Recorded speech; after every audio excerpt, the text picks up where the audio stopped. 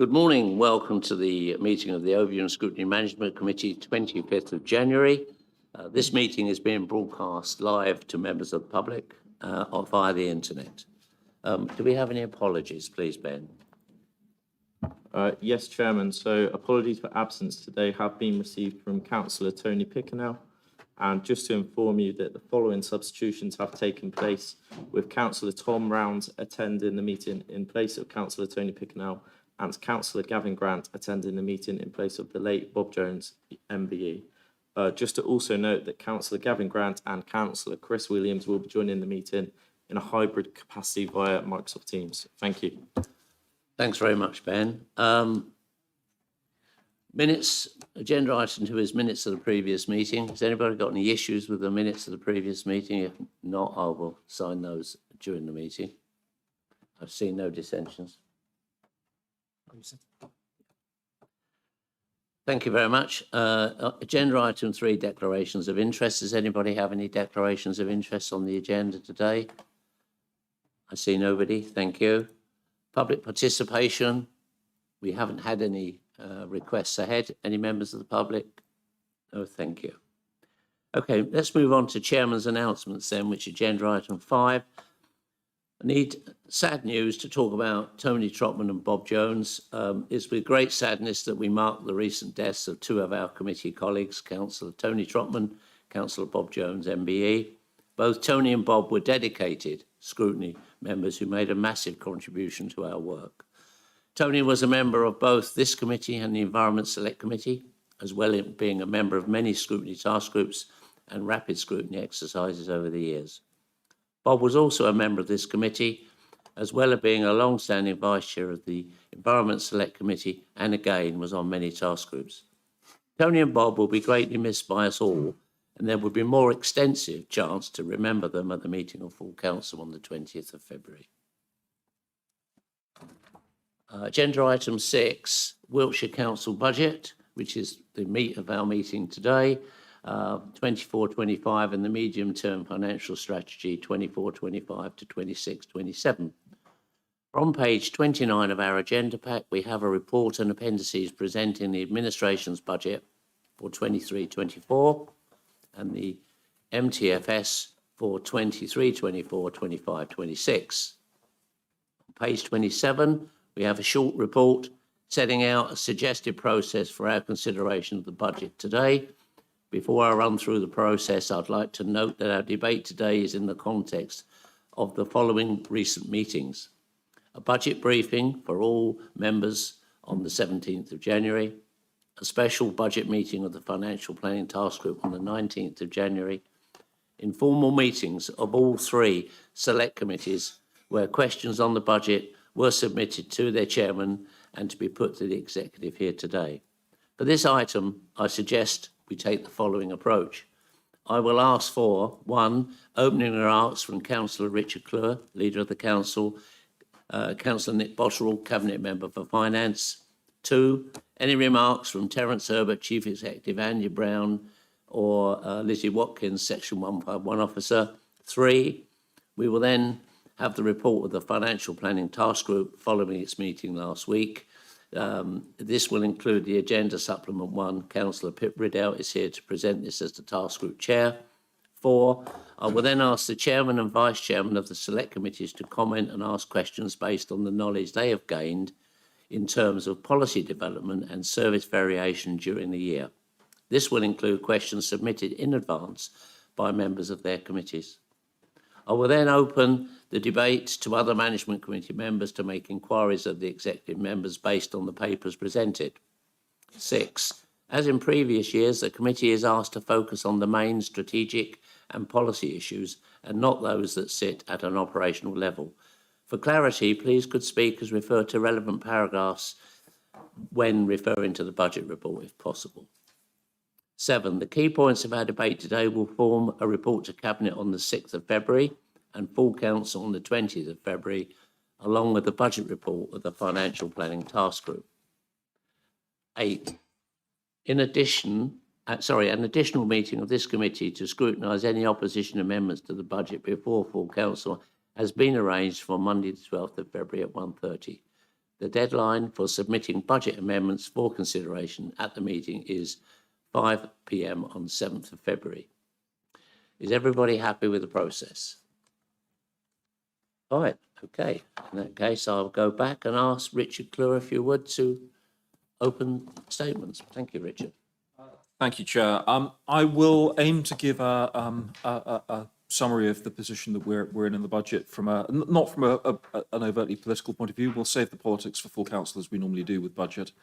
I think if I start with context, I talk to a lot of other leaders of councils, and I've taken to going quite quiet when we discuss budgets because they are staring at really difficult situations, and it gets a little bit almost embarrassing to when we start when I explain that we're not looking at the kind of gaps that they're dealing with, that we've got every saving identified, that we are in a much more stable and significantly better financial position.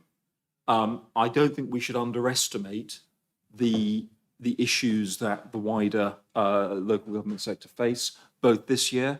There was a government announcement yesterday. I'll come on to that and how I see that impacting on the budget in a minute.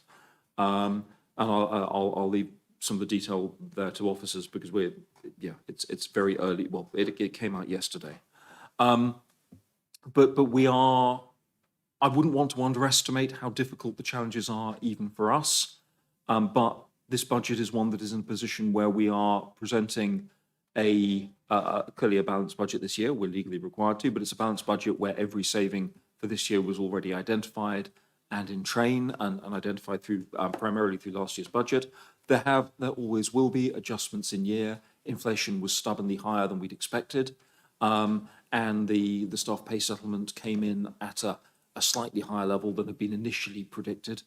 But those have all been dealt with in year, and so the setting of this year's budget is as simple as I think it could be for any council, particularly in the current circumstance, because we've got the savings identified, we've got the growth areas identified. We think we've got a very good handle on the pressures and how to deal with them. If you then look into the MTFS, the second year of the budget, we again, because inflation has remained stubbornly higher than expected, it's had an impact in terms of contract inflation that throughout the course of this year, which will then affect the contract inflation that runs through next year. So some adjustments have had to be made there, and you'll see the list of additional savings changes that need to be made. I will reiterate the point, or make the point that we frequently made before and should make again, that we are not looking at anything, that we're not closing a single library, a single leisure centre. The changes that are being made are not things that should result in significant changes to anything that the public see. They are more technical than that. They're the kind of savings that we have been delivering year on year that the public have not been seeing a significant impact from. Given our financial position, actually, we have been able in this current year's budget to add into the base an additional £1 million to be split between two areas. Firstly, to look at additional factors and additional work to clear gullies and grips, basically additional work to deal with drainage. The rain we have had, certainly on the eastern side of the county, the Environment Agency are saying it's the worst in recorded history, the rain and flooding that followed from it. I think recorded history goes back to 1870 something, so it's the worst for a long time. We know that the investment we have already put in around the additional gully tanking cleaner, the additional factor, the additional work on gully tanking has been paying off, but it makes sense to put additional funding in there. I've certainly spoken to Sam Howell as the director and said what additional support would be most useful, and that was very much top of the list.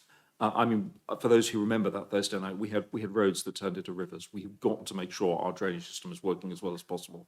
We are never going to stop the impact of flooding and rain at that level, but we can mitigate it, and we've got to be mitigating it. The weather is changing. Climate change, we know it's going to increase our rainfall by about 7% for every degree of heat increase in the global temperature. Okay, you've got different options that people, or different scientific opinions are out there, but that's probably the best average I can find. And to deal with that, we've got to make sure our drainage systems are working as well as we possibly can. So that's £500,000 of that. The other £500,000 will be going into additional work around both the pothole filling, the sort of the cold fill type pothole filling, the kind of work that parish stewards do. That's the emergency patching. We know that that emergency patching doesn't always hold, but where it does hold, it's a significant saving on a greater degree of or a more invasive sort of cutting out bits of the road and a more significant element of patching. But we also know that where we are seeing that kind of rain and the kind of weather patterns we're seeing, we are getting more potholes that are appearing very suddenly. And then the other part will be for a gang to go out and do more significant patching repairs. And that is baked into the budget moving forward. We are also, although it won't apply, we've already got the funding for the additional work that we've put in vectors and fly tipping and so on, but we're also able to embed that into the budget from 26-27 onwards. So that is covered inside this budget. I think it's worth mentioning. So all of that preventative work around fly tipping and preventative maintenance on our highways is all embedded. That's in addition to the 10 million that we have released for preventative patching work or preventative surfacing work on our roads that we released last year, that we spent 5 million this year, 5 million the following year. You'll also see, if you've been through the budget, some of the other areas around prevention, and prevention is my big theme for this budget. But you'll see the preventative funding that has gone in for the purchase of housing is now starting to be drawn down inside the capital reports. And I would draw your attention there, and I'm not going to get the phrasing right, but there is a saving involving the purchase of 5 units, five houses for accommodating children in certain circumstances. That saving alone will be delivering something close to £1 million a year as a saving to us, 900 and something thousand. The total cost of the purchases looks to be about 1.6 million. So that preventative work, we are seeing some very clear evidence of the kind of savings that can be delivered through that preventative work, and I am really keen that we continue to embed it, because that is the only way we keep our budget where we've got it now, which is focused on the far future and addressing the cost issues before they arise. When you look at other councils and the kind of cuts and the kind of savings they're having to make, it really is quite scary. And our prevention is definitely paying off, and that is starting to get national attention. Government and DLUC are definitely starting to notice the impact of preventative work and increasingly asking us what that's delivering and how it can be applied elsewhere. So really critical stuff. You will notice that the third year of the MTFS, there is a savings target to be determined. Now, we could have put together a series of savings proposals, but we have the small matter of an election next year, and it didn't seem rational. In fact, we have an election this year and an election next year, both of which are pretty significant factors here. So it didn't seem rational in the light of a new government coming in who will have different priorities no matter what the government is, and that will have a follow-on impact to local government finance. If you look at the difficulties that are being faced by local government right now, my assessment is that inside 2 years, something is going to have to change quite significantly across the country to resolve the issue of local government funding. Now, for us, we can cope, but for most other councils, they can't, particularly strategic authorities. So I think it's dangerous to make assumptions of what the impact of that whatever change happens will be in a budget moving forward. Equally, there'll be the issue of council elections in Wiltshire, and there will be a new administration and whatever changes occur there. So again, it doesn't seem right to be fettering in that kind of saving profile at the moment. We will have a much better understanding of what will help us happen with the national government this time next year, and we can make a judgment on, perhaps a greater judgment at that point. But that's to explain why we've consciously left that savings target as to be identified. It's not a line I would normally want to take, but there are so many unknowns in that process that I think I think it's prudent to take a more, or to give a degree of flexibility there. We wouldn't want to start baking in savings if local government as a sector sees significant reform, significant change, or extra funding, which is perhaps less than likely. I won't steal any more of Nick's thunder on the budget to give him stuff to cover off and say, but what I do want to comment on is what happened yesterday. We had the County Council Network has been lobbying really hard to try and get more money from central government, particularly around social care. And the issue of SEND and support for SEND has been the critical one that's been raised nationally. Really good news yesterday, £500 million has been found by central government. Borrowing figures were less bad than expected. I suspect that has something to do with it. We do not know what our share of that will be. We would anticipate the share of that is likely to be start with the number 3 and be millions. There were 2 other elements that caused some slight further confusion, and I really don't want to pin down. I'll give you the sort of forecast range in a second.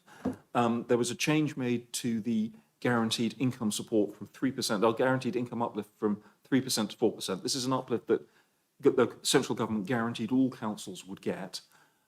We, for the first time ever, fell below that sort of 3% margin. So as part of the budget, you'll see there's 1.2 million the government provided to us to get us up to that 3% uplift, because we are not well funded by central government at all. They're increasing that to 4%, but we don't know whether they will just simply give additional money or whether they'll take off money that we're getting from social care as part of that process. And also there is an uplift to the Rural Services Delivery Grant. So it could mean an additional 2 million at about a worst case, and it could mean an additional 4-point-something million at a best case. And we simply don't know right now.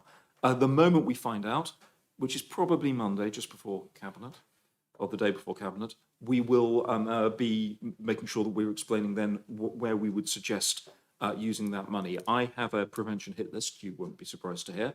And so my initial instinct is that we should look at the prevention hit list and start pulling items off that to fund. But it's something that we just can't resolve today, I'm afraid. It all happened too quickly, and we don't have that data on what the funding means. I could go on and on. I'll save it. I'll probably go on at full council. Yeah. So I'll stop there. I'll be happy to deal with any questions. I'll let Nick deal with some of the more technical bits and then pass over to officers.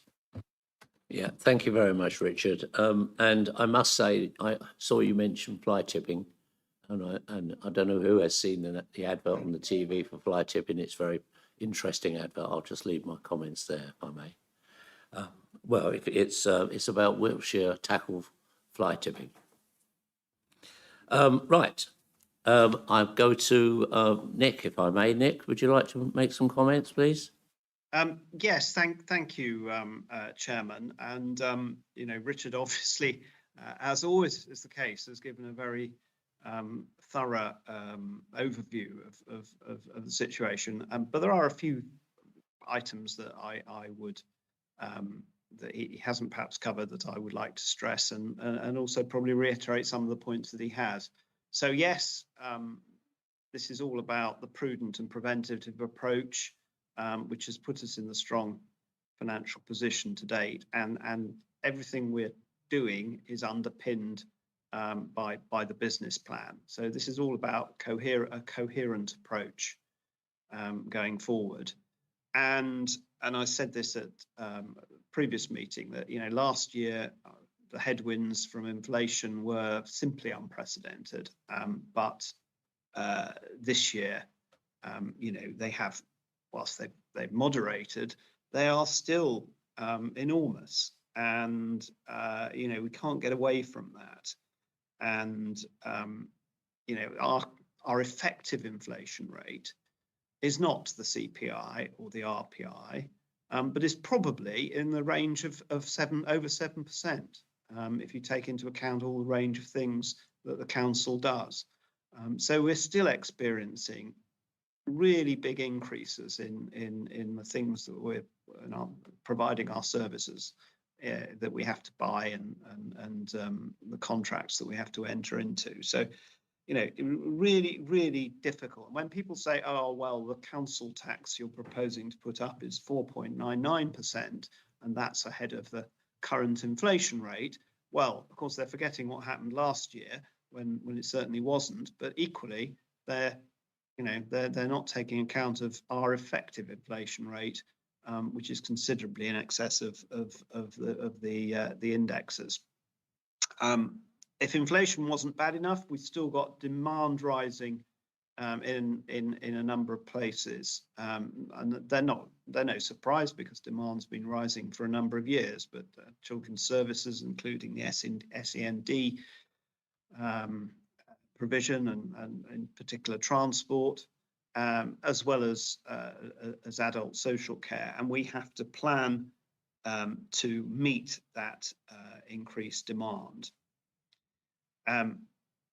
In raw terms, well, you can see that the budget is still below net budget is still below £500 million, but this is a 36 million pounds has been put in into service budgets. But of course, there are other changes that have led to reductions in net spends.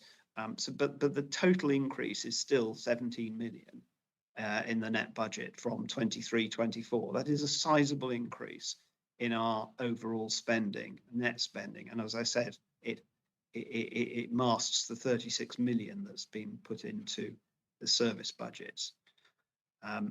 The reason, of course, that we're able to do this is because our budgets are all pretty much under control, and the platform we're working from is a very sound one. We are looking to underspend this year, 23-24, by slightly more than I used to talk about 1%. I'm now talking about 1.4% is what we're looking at. So we're underspending slightly on our current budgets, which means there's a very high degree of control being exerted, and so we're confident that these figures that we're putting forward for next year will likewise be controllable. So this is a very good story, I think.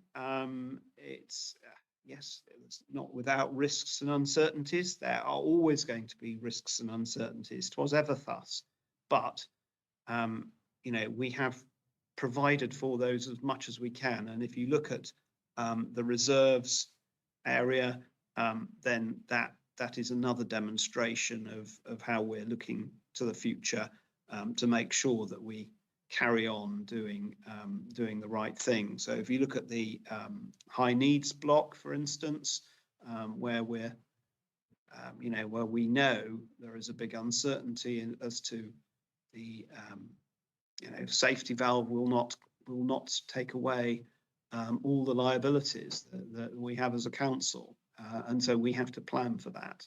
So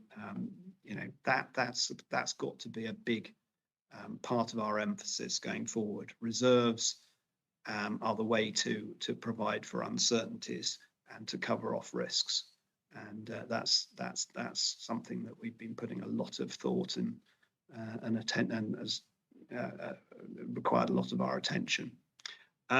I think that's probably all I want to say. I'm afraid, sorry if some of the things I've said are repetitive, because you've heard them before at different forums. But I think you are probably the most important of the forums ahead of full council, and you need to be fully aware of our thinking. I think that's probably all I want to say at the moment, Graham. Thank you very much, Nick. Did you want to come back in, Richard? Yes, thank you. I'm sorry, I forgot to mention one thing that I really should do. Normally at this point, you'd have seen the budget papers for the housing revenue account as well. They are still being finalised. Everything is in draft form. They will be, they'll be out, sorry, Andy, Monday. They'll be out on Monday.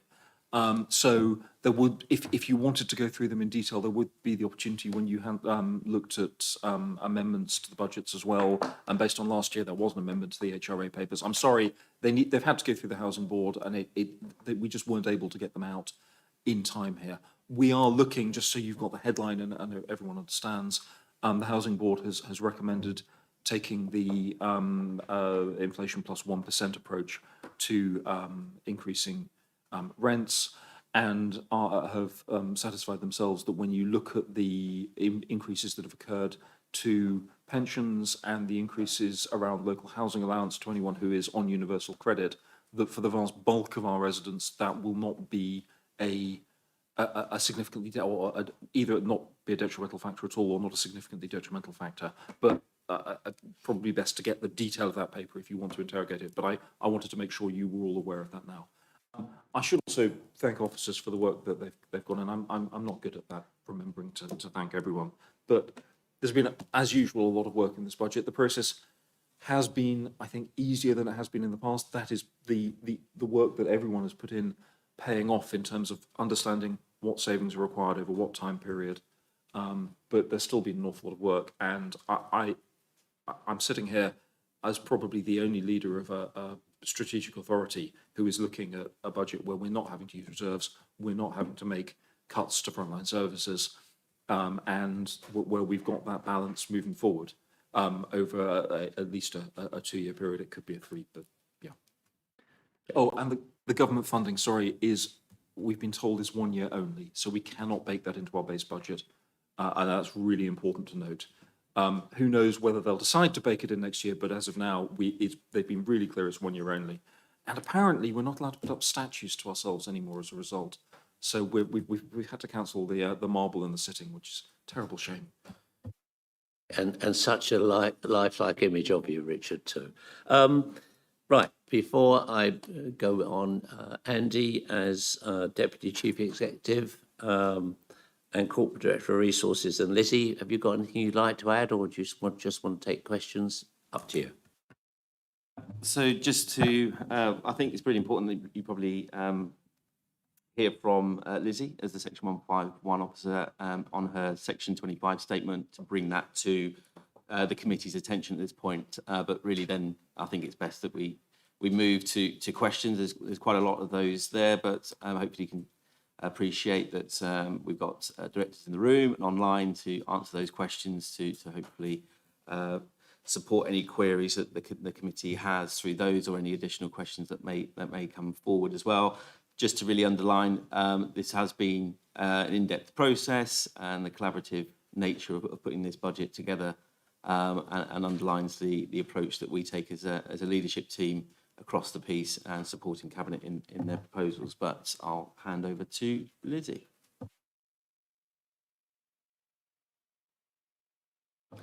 Thank you, Andy, and thank you, Chair. I'd just like to point the committee into the budget report itself, particularly from paragraph 161 onwards, where I do set out my commentary on the budget, and particularly the items that I need to statutorily, in terms of the robustness of the budget, the estimates that are used, the assumptions that we have that actually we base the budget on, and then also the adequacy of the financial reserves. So again, we have undertaken, and I've undertaken, a risk assessment in terms of the level of those reserves, particularly to make sure that we have adequate cover for the financial risk exposure for an authority undertaking the activity that we do. So I am really pleased to say that actually, from my perspective, we are robust in terms of our estimates. This budget includes inflation based on best known estimates at this stage, from evidence that we have either from the market or from places like Bank of England, which is really important that we are that evidence-based organisation in terms of those estimates. We have adjusted where we know that there are items outside of those current indices, and I know that we have some questions coming later in terms of some of those estimates, so I will deal with those as those questions come up. But it is really pleasing to know that actually this is the second year where we are balancing not just the coming year, but actually more than that within the MTFS. There is still significant risk, however, within the budget, so no confirmation of funding past that first year. We are aware, and as Richard has alluded to, we are expecting a general election this year. That might change that position. So we've been prudent in our assumptions in terms of the funding in those future 2 years, quite rightly, because we do not know what changes there may be. We are still expecting a fair funding review that has been on the cards for what feels like many years now. That could have a significant impact on us, but at this stage, it is not clear what that will look like and when that might actually come forward as well. So from my perspective, those estimates are on a prudent basis, but there is risk still. And obviously it is noted the significant financial liability risk exposure on high needs as we are entering the safety valve programme with the DFE, and what that means for us as an authority in terms of funding to be set aside, because we will have to fund a certain element from the general fund. So if there are any particular questions following, all of the questions that we've got from the Select Committee, I'm obviously happy to, take those, particularly for some of those larger corporate risks that we face as an organisation. But otherwise, I'm happy just to roll straight into the questions from Select.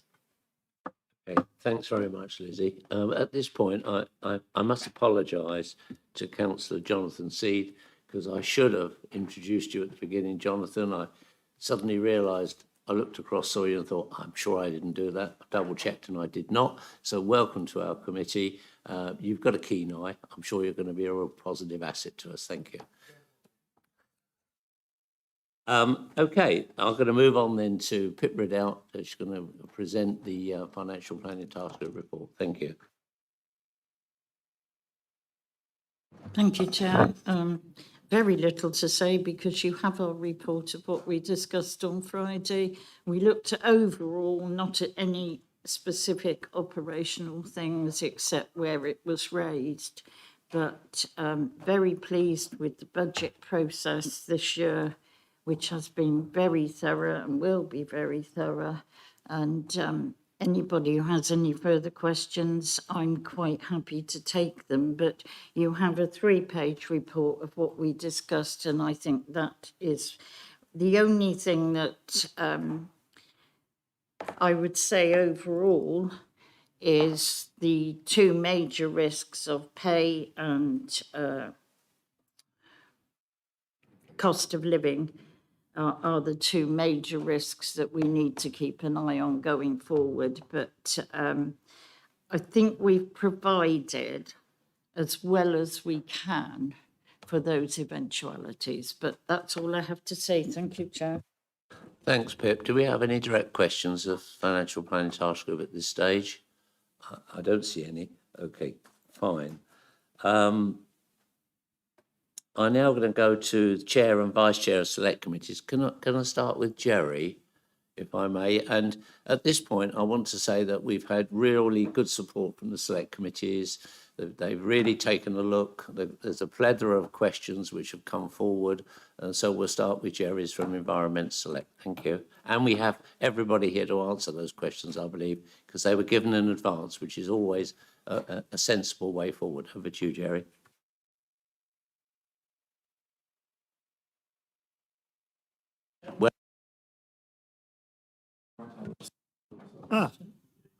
Dancing around. Sorry, Chair. Yeah, no, thank you. We have had a meeting this week actually regarding it, and there are quite a lot of questions that have been submitted. And I know that one of them has been come up again at a couple of others. That's basically with the staff vacancy factor. It's been set again at 6.5%. It's previously been as low as 1.5%. And we were wondering if there have been any impacts to this level and it is likely to reduce, or is it now a permanent arrangement? Could a breakdown of where the staff vacancy factor has been exceeded in 2023 be provided? This comes under paragraph 183. Now, I know that, Lizzie, there's a number of questions you may not have the answer to today, but I don't know if you have on that one.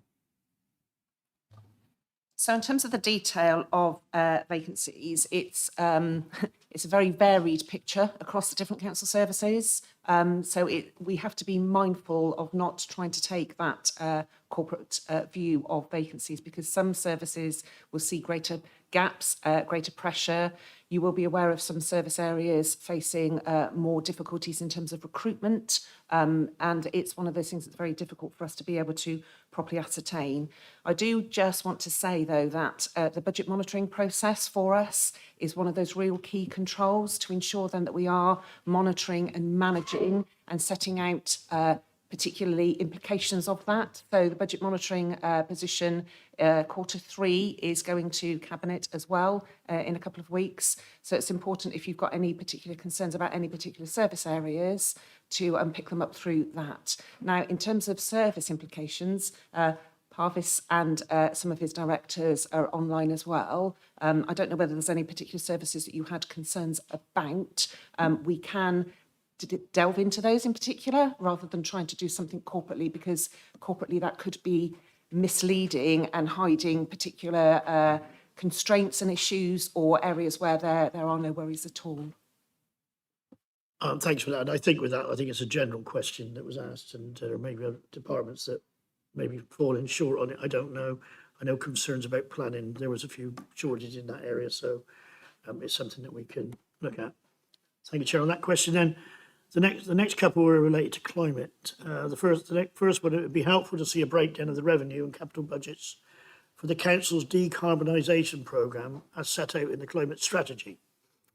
Then following that, the council's already put aside about £1 million for gully emptying, paragraph 24, which has been necessary due to extreme weather, which the leader outlined in his opening speech.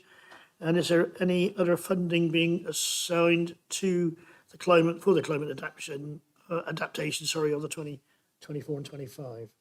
Parvis, I'll let you have that one. Thank you, Chair. So the way the budgets are presented, it is not possible to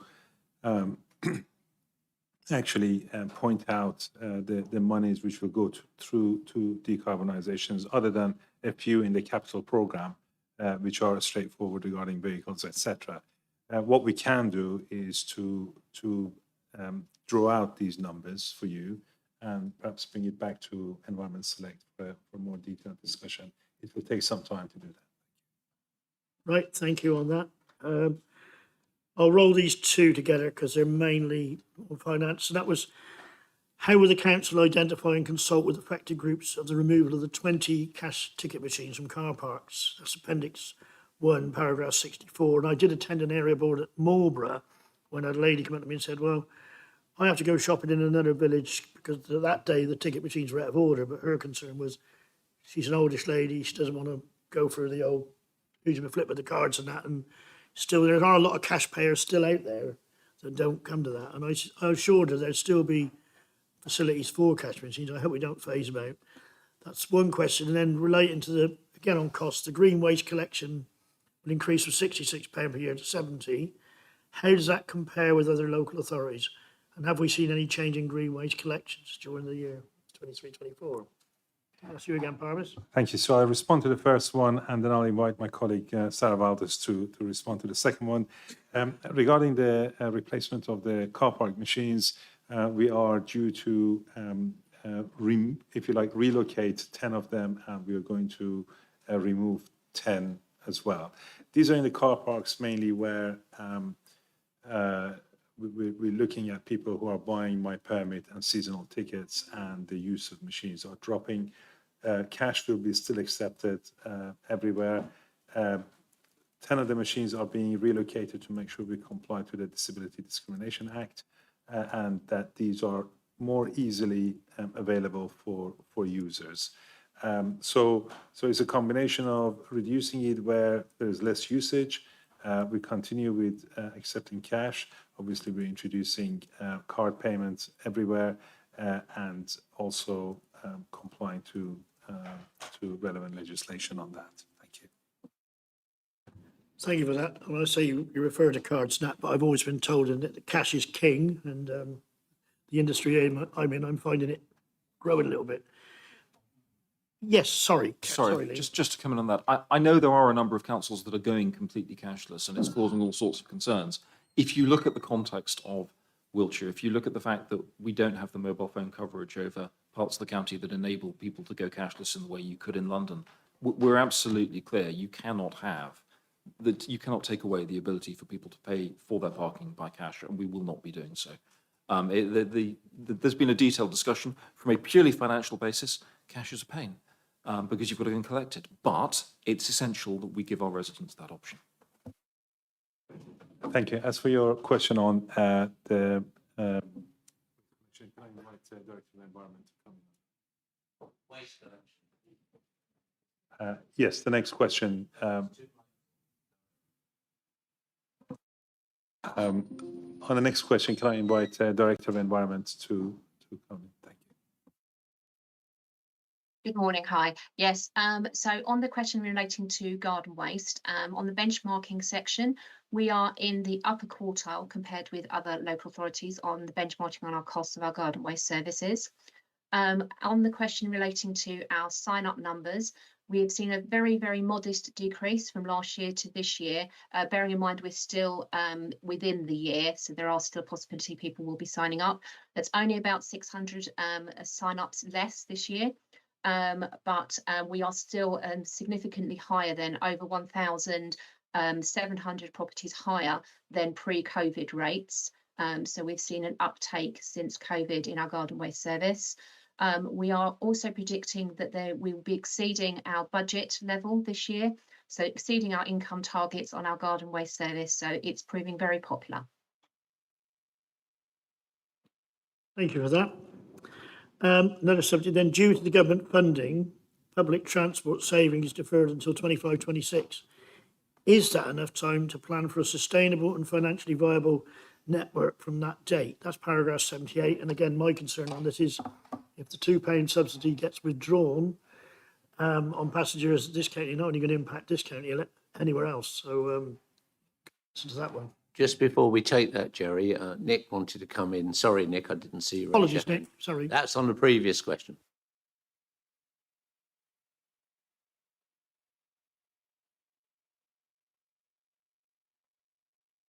Yeah, okay, so thank you, Chair, and sorry, Jerry, for stopping you from answering your question.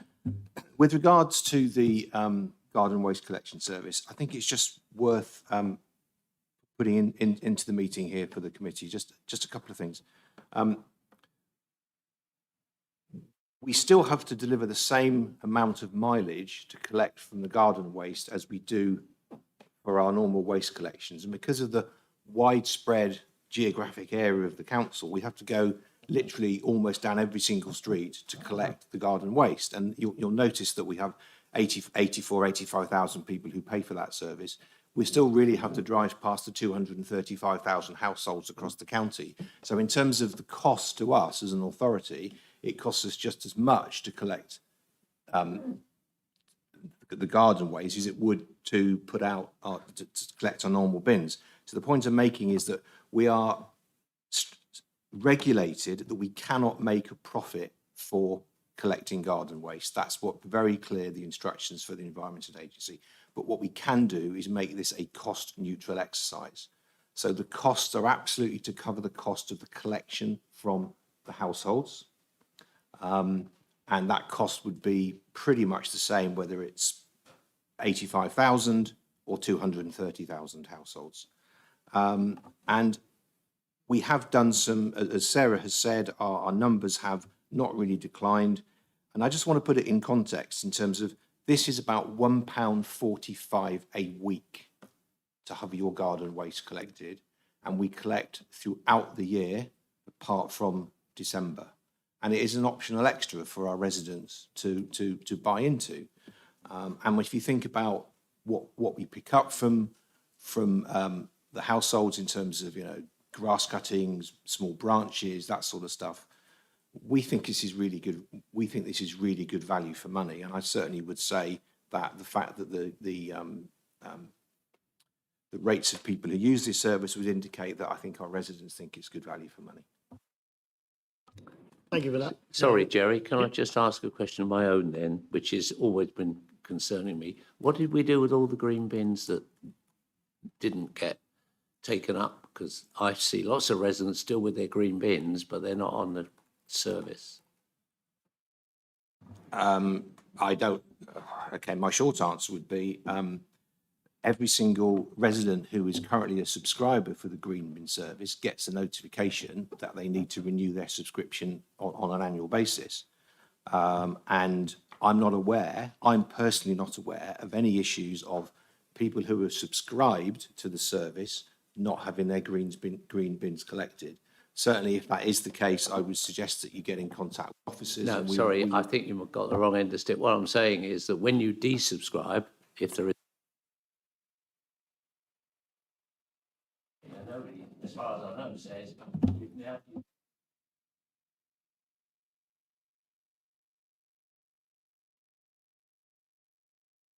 I think that's a really good point. I think we need to take it away and find out what happens to that. Okay. Yeah, thank you. Could I just help Nick out here? Actually, they do collect green waste bins, if you tell them to. Certainly, I have unsubscribed from the service, and within 2 weeks, my green bin was collected. That's probably because you asked for it to be collected as opposed to automatic. It's not a big thing. We'll come back. Let's get back to the budget. Sorry, I digress. Back to you, Jerry, please, with your £2 question or something, I think. Right, okay, well, yes, okay, thanks, yeah. Oh, the £2 question, yes, well, public transport. I think that's you again, Parvis, thank you. It is, thank you. So the simple answer is, can we meet the deadline of delivering the savings? Yes, we can. So we're going to cabinet on 6th of February with the revised public transport policy. Following that, by end of March, we would have looked at the impact of the revised policy on all the supported bus services. By end of June, the plan is that we look at viable alternatives for those services. Discussions with cabinet in June, hopefully, and from July onwards, we'll be procuring the new services. So I think that is achievable. Thank you. Graham, sorry, if I can add a slight, there's a political context to this, so I'll try and give as much clarity as I understand. With the general election coming, we will have to see whether a new government commits to continue this. It has definitely helped the bus industry across the UK. If you look at the way some of the mayoral combined authorities have worked, this kind of fixed pricing appears to be the way forward. So I think there's probably a realistic chance that this is here to stay. If it isn't, we would have to deal with that as and when a new government made that decision. I do think that we need to be quite... But there aren't many problems that sit on my I really don't know how to fix this pile. And how we resolve issues around buses has been one, because we don't have the powers that a mayoral combined authority does, and that come with devolution, to be able to step in and try and expand ideas like the Pusey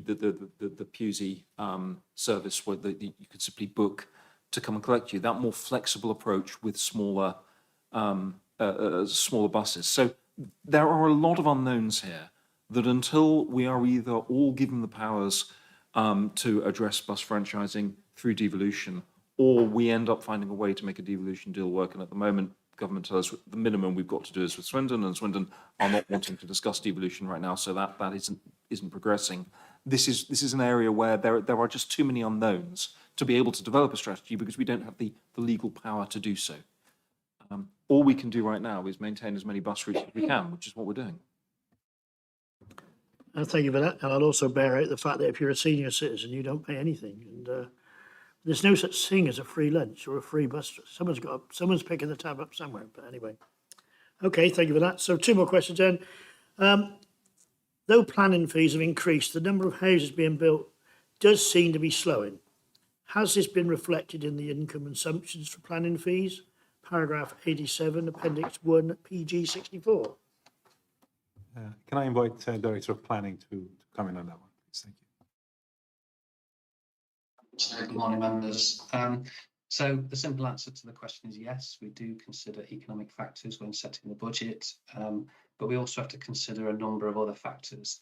And it is notoriously difficult to anticipate planning application fee income during the course of a period, because quite often there can be external factors that influence those incomes, and there can also be commercial issues that come into play that affect whether large-scale development comes forward.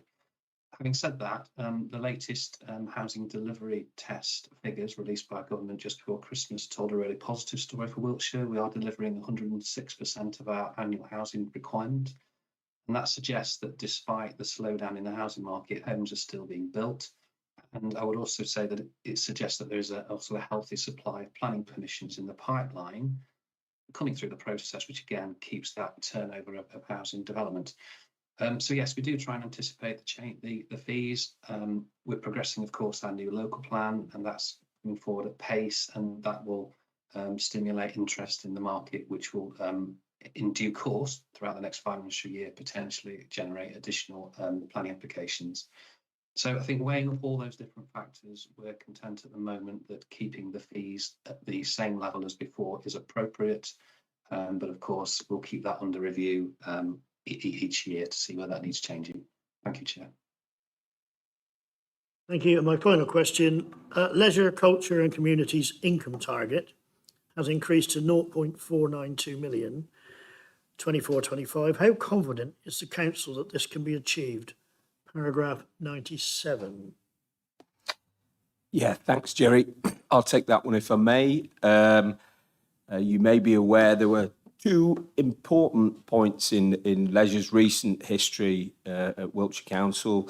We insourced 10 sites that were being operated by Places Leisure a couple of years ago. And then straight after that, we restructured the whole piece to make sure it was much more commercial in its approach and streamlined too. So that's had 18 months to bed in now, those new structures. And just to remind, the way we set our budgets is through our managers and through our teams on the ground. So, we don't give them a budgetary target to achieve. We work with them to establish what they feel the market can stand. And alongside that, everywhere else are raising their prices, and we have looked at all our prices across the board and have stretched those where we think the market can stand it as much as we possibly think that we can. So along with those two important factors, we do think the near on £500,000 is achievable. Thank you for that. And I want to congratulate David on the work that he's done on the Leisure. I was always a big fan of bringing him in-house. We've seen results in the county where the new development at Belcham campus, Pusey, we've invested to save. I always say spend to save, and I think it's now starting to get payback on us now. So I want to thank that team for what they've done there. It's a really good. That's the end of my questions, and I want to thank my members of the Environment Select Committee that sat in and discussed those, and that's me finished for now. Thank you. Okay, Jonathan wants to come in, so just before. Yeah, I'm not sure the right place to ask the question, but I'll ask it anyway, and you can rule it say. I note the question that Councillor Kunkl's just asked on the £500,000 increase in leisure fees. I go back quite a long way in Leisure and was cabinet member for Leisure for some time in some quite painful times when we did. I think we put in a nearly 20% increase. I have concerns from the figures at the business model going forward for leisure services and how it's projected. Bearing in mind that leisure is a discretionary service and it either washes its face or it becomes top of the transfer list. Looking at the fees, I would like to know, to ask, are those fee increases enough? I look at the fees and note that one of the most expensive costs in leisure is swimming pools. And although we're all concerned about increasing the cost of swimming, there should not be any sacred cows, because if you don't increase the costs and it doesn't pay, we risk losing what is one of the most beneficial communal services that the leisure centres offer to the wider public.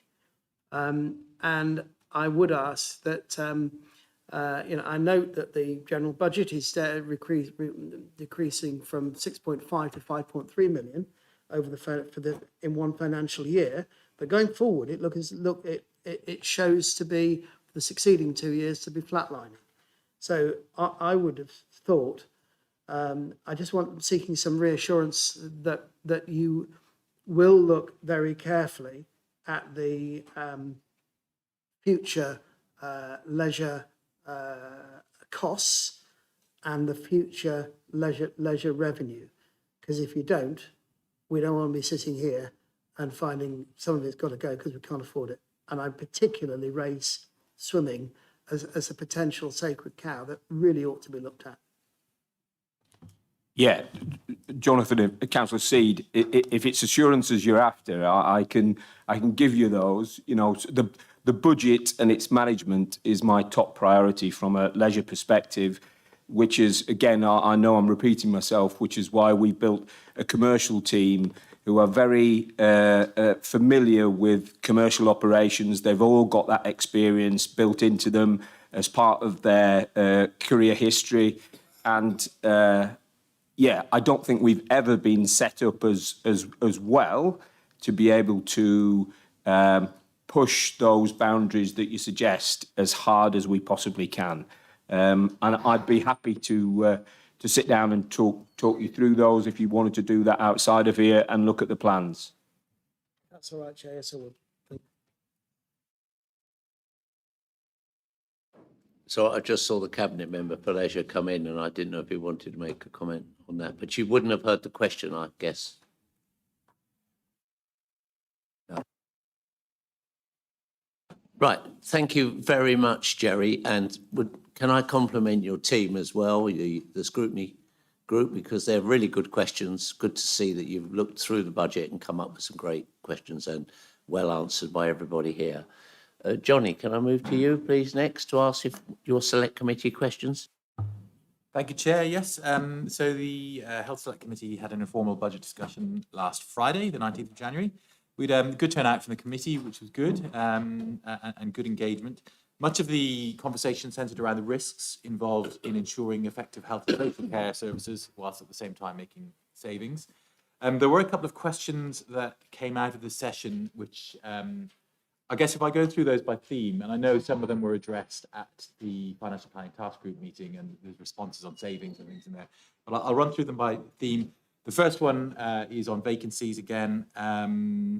This was looking at page 39 of the report, paragraph 182. There was a question around how we depend upon our organisations to provide care services. How are we managing vacancy rates in order to provide services, bearing in mind we have limited control over vacancies and recruitment in external organisations?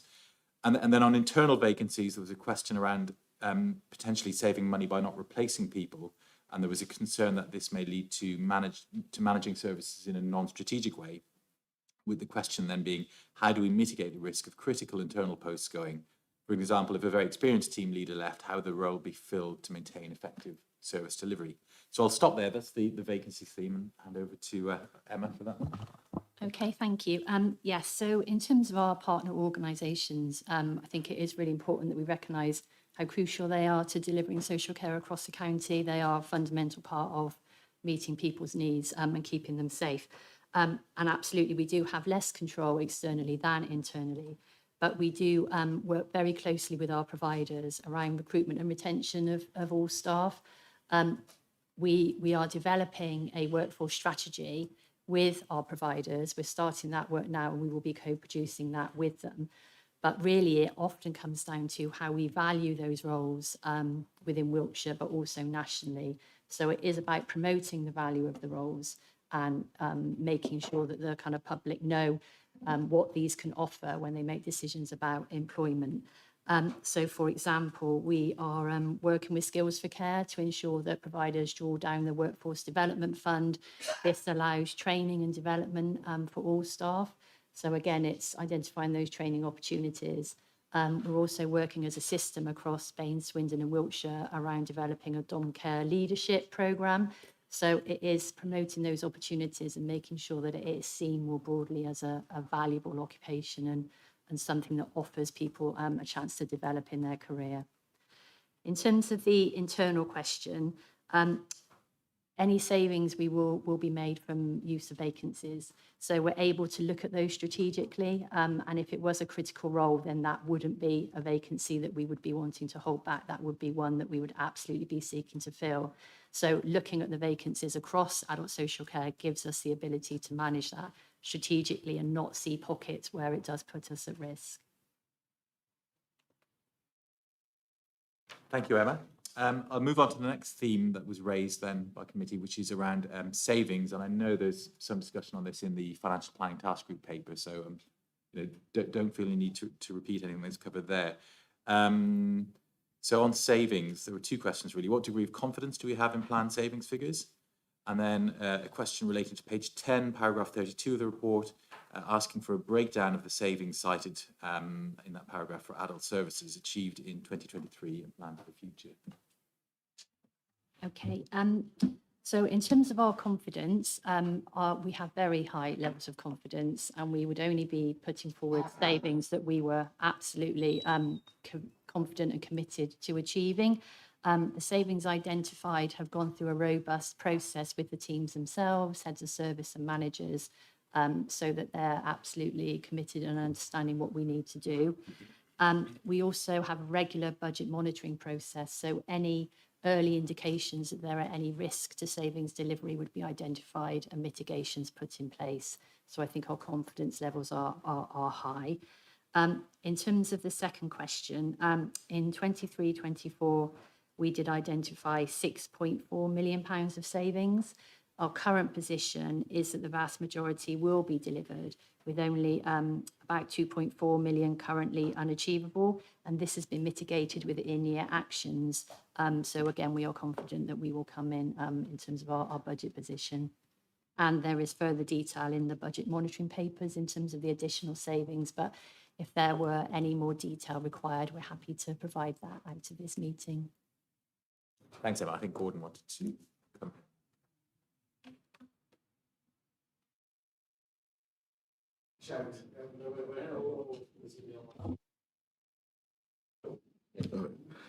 The 2.4 million in future budgets, which might be undeliverable, could you give us a flavour of what makes a saving undeliverable? Yeah, I mean, there may be many factors, some beyond our control. For example, unexpected demand in a specific area that we hadn't anticipated. So we do a lot of modelling prior to identifying any savings so that we can see what we will be expecting to come to adult care over that period of time. But obviously, things can change quite quickly, and we can see, those shifts. For example, some of our packages of care are very high cost. You may have one family move into the local authority, and just with a few people, that can make a significant shift in terms of demand and spend. So, we may see unexpected increases in terms of working with our health partners is another area. So if we see a period of escalation within our hospital system, that then again may lead to additional demand. So it can be many factors, Gordon. But if there were, I said, any particular areas, we were very happy to discuss them in more detail with you outside of here. Okay, thank you, Emma. The next sort of theme of questions is around adult social care transformation. Noted that strategically we're managing growing demand with limited resources. There's three questions here, really. I'll go through them all. What are the big things we're doing to reduce costs and maintain good quality services now and over the next 3 years? And then the next question is the outreach enablement help at home service compromised by the availability of adequate housing to support independent living? And then strategically, are there opportunities for more joined up working between health and planning? Could health needs be considered as part of the local plan? I think this is something often raised at committee about how adult care isn't a statutory consultee, which to me seems really odd. Yeah, so we do have our adult care transformation programme, which is known as TASK. Some of the big things that we are doing are very much aligned to our preventative agenda. So how are we managing demand at the earliest point and intervening earlier before things deteriorate, and then that will lead to long-term funded care and support. So, for example, our reablement service, our prevention and wellbeing team, enablement and outreach, as you've referenced, these are all key areas for us going forwards. The use of technology in people's homes, and I think when we talk about technology, there's a whole range of things within that, and a lot of them are about enhancing quality of life rather than replacing care and support. So there's a whole spectrum within that. So again, it very much comes back to that prevention agenda and managing demand before it becomes long-term and sustained for us. The outreach and enablement service you've mentioned around housing, this team will work with anybody wherever they are. They work with people in placement settings, they work with people in their own homes, be they temporary or permanent.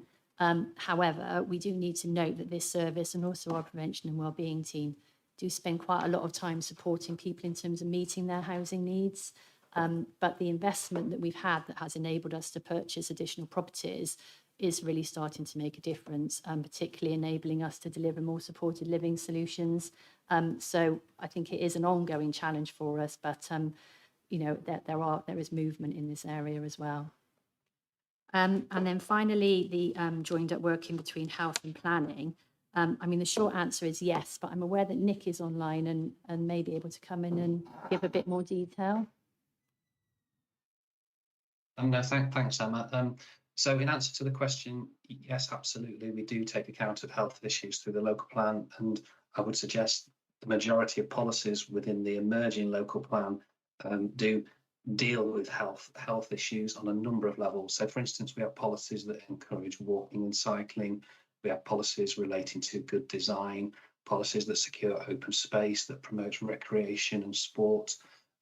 We deal with air quality issues and pollution issues that come from new development. So there's a whole raft of policies that deal with health matters. Of course, it can only deal with so much. It can't necessarily deal with some of those more complex behavioural issues within existing communities, which, you know, it's a joined up approach really in terms of what the planning system can do and what other areas are. The other thing I was going to mention was in the emerging local plan, we have a specific policy on health and wellbeing, policy 83, and that requires developers to demonstrate that development contributes positively towards health and well-being of residents, and also takes opportunities to improve the health and well-being of existing communities through the development process. Thank you, Chair. Johnny, Richard would like to come in. Yes, thank you. Just on that last point, we've certainly, with this local plan update, it's been one of the drivers that, that I've been really keen to see, is that we are joining up all the different elements of the council in the way the local plan works. Now, National Planning Policy Framework makes it difficult for us to be overly assertive there. We've got to comply with national policy. But, for example, the policy around trying to enable more development in villages and slightly loosening the rural exception site policy is very much geared at trying to make sure that we've got people who can deliver social care in areas where we know it's really expensive to deliver it. So we've certainly tried to do that. I wouldn't want to pretend it's easy, and we've got to be really careful with the law of unintended consequences. So I think we've taken some steps. I would hope that next time the council comes to review the local plan, and we haven't even approved this one yet finally, but when we do, that can be built on, because I think it really is important. But it's not just a council issue. If you look, for example, at the provision of GP surgeries, it's been quite an eye-opener with the Integrated Care Board. The funding models they go through are reliant on private sector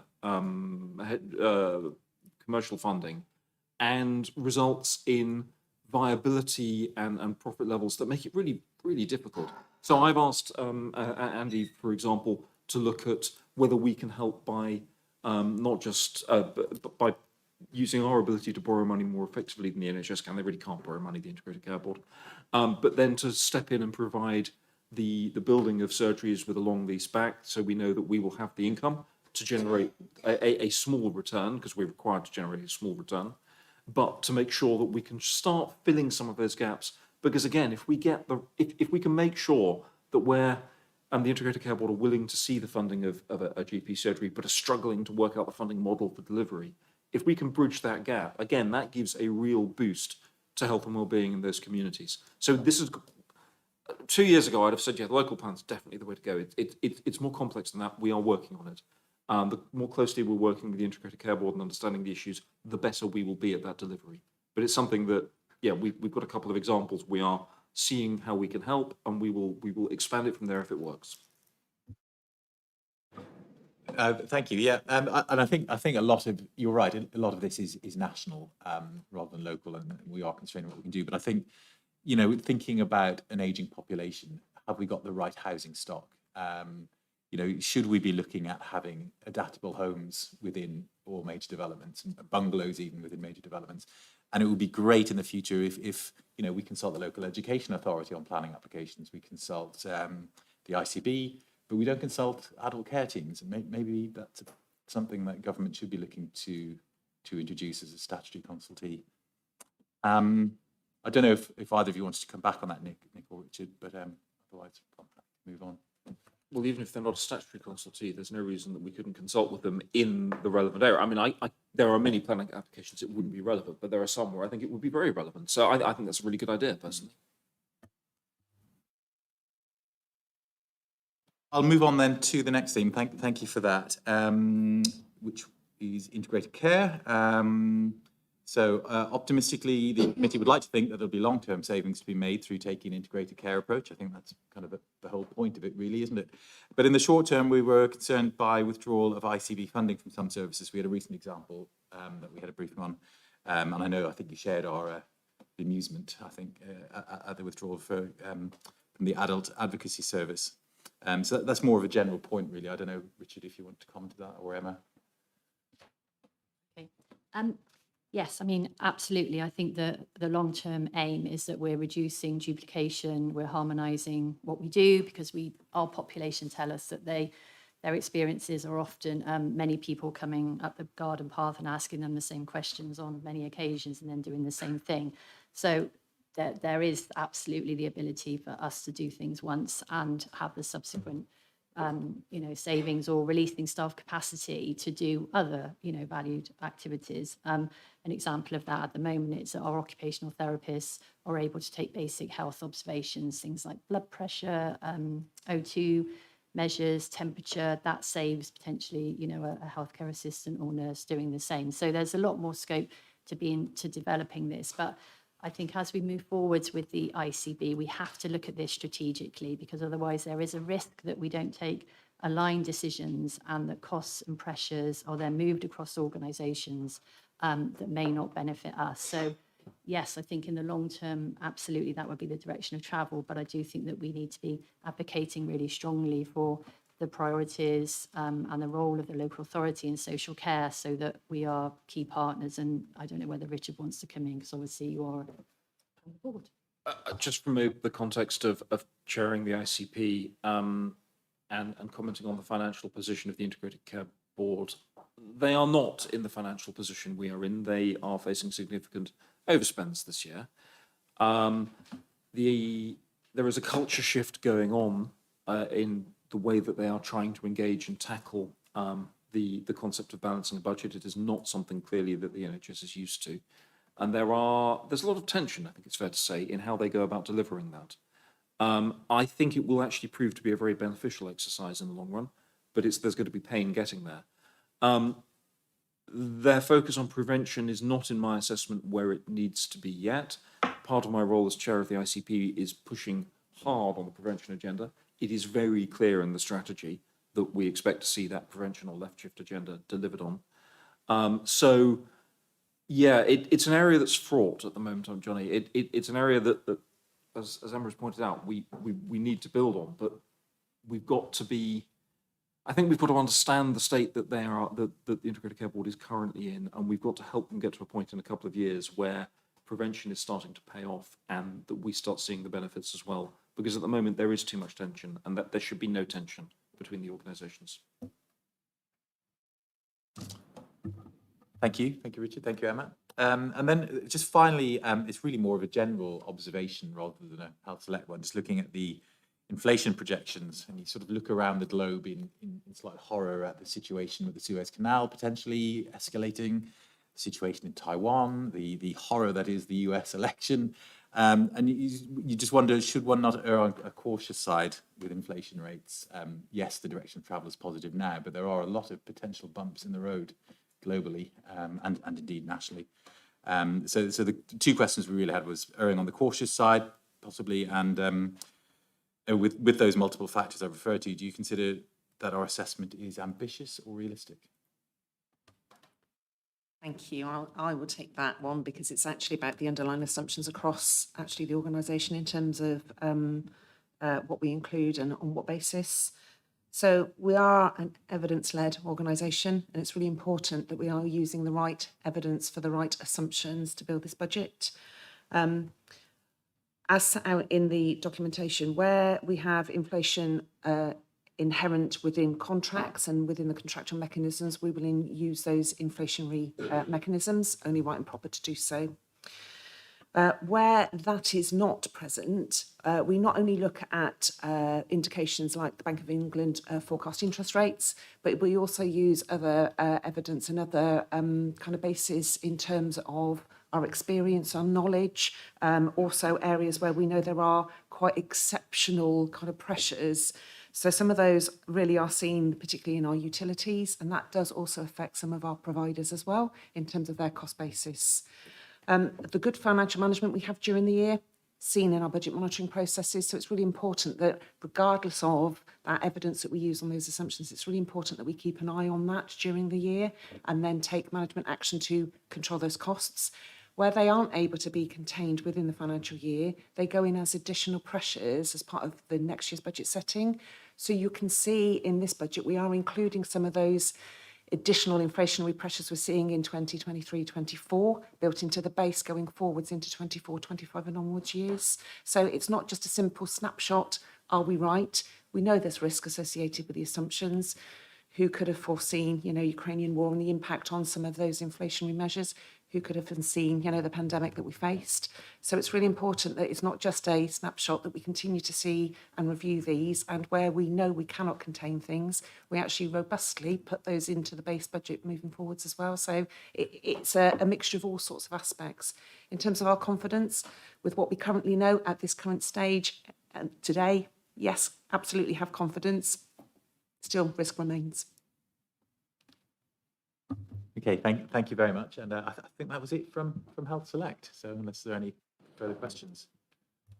No, thanks very much, Johnny. And again, well done to the committee for some really good questions, and thanks to the panel for the answers. Over to you then, John, on Children's Select. Thank you, Graham. It will be a slight double act because we did a chair's briefing and passed a load of questions over to Lizzie, which we can go through. But then we had our members meeting yesterday, which I was unable to attend. So Jackie will be coming back with any additionals there. Thank you very much. First of all, a general comment. Page 11 says 21% of the council's spend on supporting and safeguarding young people. From these draft papers, as well as information received by the committee, we believe that the Children's Select Committee will need to focus some attention on SEND, including transport and traded services, family hubs, the safety valve programme, mental health youth services, and looked after children, fostering. So, as always, the committee will be looking for reassurance that services remain at the level that they should be whilst realising the planned savings. As I say, that's recognising that 21% of the council's budget is being spent on these items. So, obviously, the item that's both locally and nationally got the highest profile and the highest level of challenge at the moment is the high needs block. How confident is the council of the 70 to 90 million that may be needed to be repaid after 5 years? As in, how confident is the council that the 90 million would be the maximum expected, as it seems that the total deficit would be much higher? What is the actual current deficit?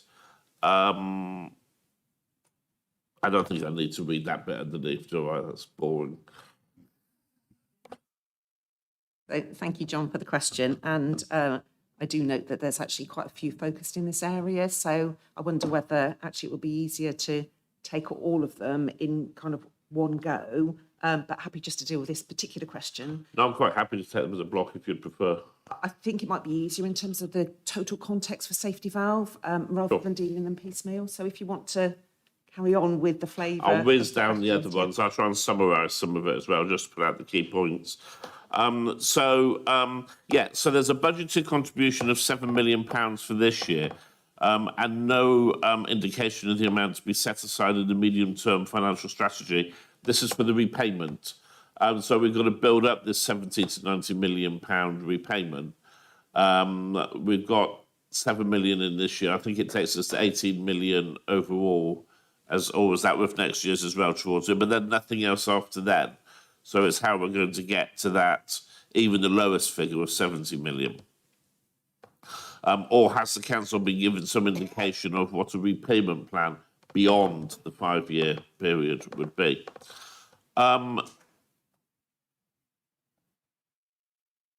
So again, on the same thing, council will remain liable for an estimated £60 to £70 million cumulative deficit in the SEND funding when the safety valve programme ends. Paragraphs 51 and 142. What provision has been made in the budget for planning how to address this deficit above and beyond the safety valve programme? Or are the council simply going to defer this deficit to any incoming administration in 2025 as in Q2.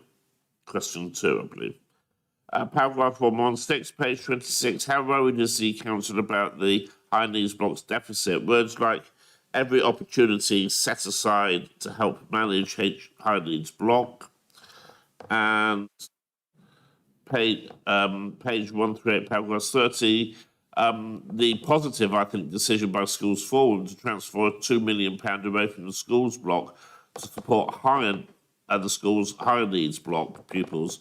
This is above the 0.5% they have powers to transfer, and therefore a disapplication of the regulations requested the Secretary of State will be submitted.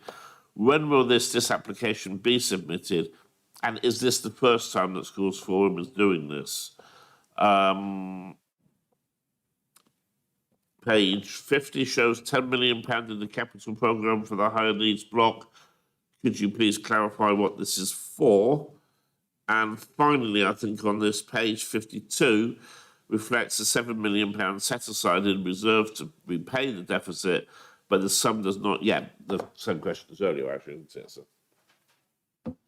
Thank you, John, and thank you, Chair. So in terms of, Richard, did you want to go first? Okay.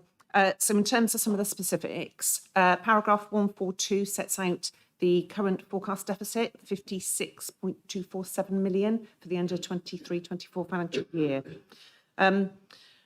As you can imagine, the safety valve plan itself is full of an awful lot of assumptions, activities, costed plans. Now, they are plans, and there's obviously risk in terms of changes to those plans, including pricing in terms of demand, activity, the impact of that change in approach and what that will actually mean. So it's one of the reasons why, but not the only reason why, we have a scale of 70 to 90 million. That's also influenced by any contribution the DFE will make towards the deficit, which is part of the plan process as well. So again, it's not just that we will have to do this, it's just on us to deliver. There is an element of support from government in terms of their contribution to the cumulative deficit. So there is a contribution planned in 23-24 financial year that gives us the opening balance of approximately £11 million, with at the moment a planned contribution in 24-5 of 7 million, taking you to that 18 million. So a decent kind of progress in terms of setting money aside. In terms of those future years, we are still very dependent on understanding the funding for the council past the funding settlement that is only confirmed for this next year. So it's difficult for us to be able to then really have that solid plan based on evidence, because we do simply not know the funding for local authorities. So there's a lot of question and query in terms of those aspects. As part of budget setting next year, we will have to have a robust process and a robust approach in terms of that overall deficit, how we will be funding it. Where there is not sufficient money set aside in reserves, we will end up needing some exceptional financial support from government in terms of capitalisation of that revenue balance, that deficit balance at the end of the plan.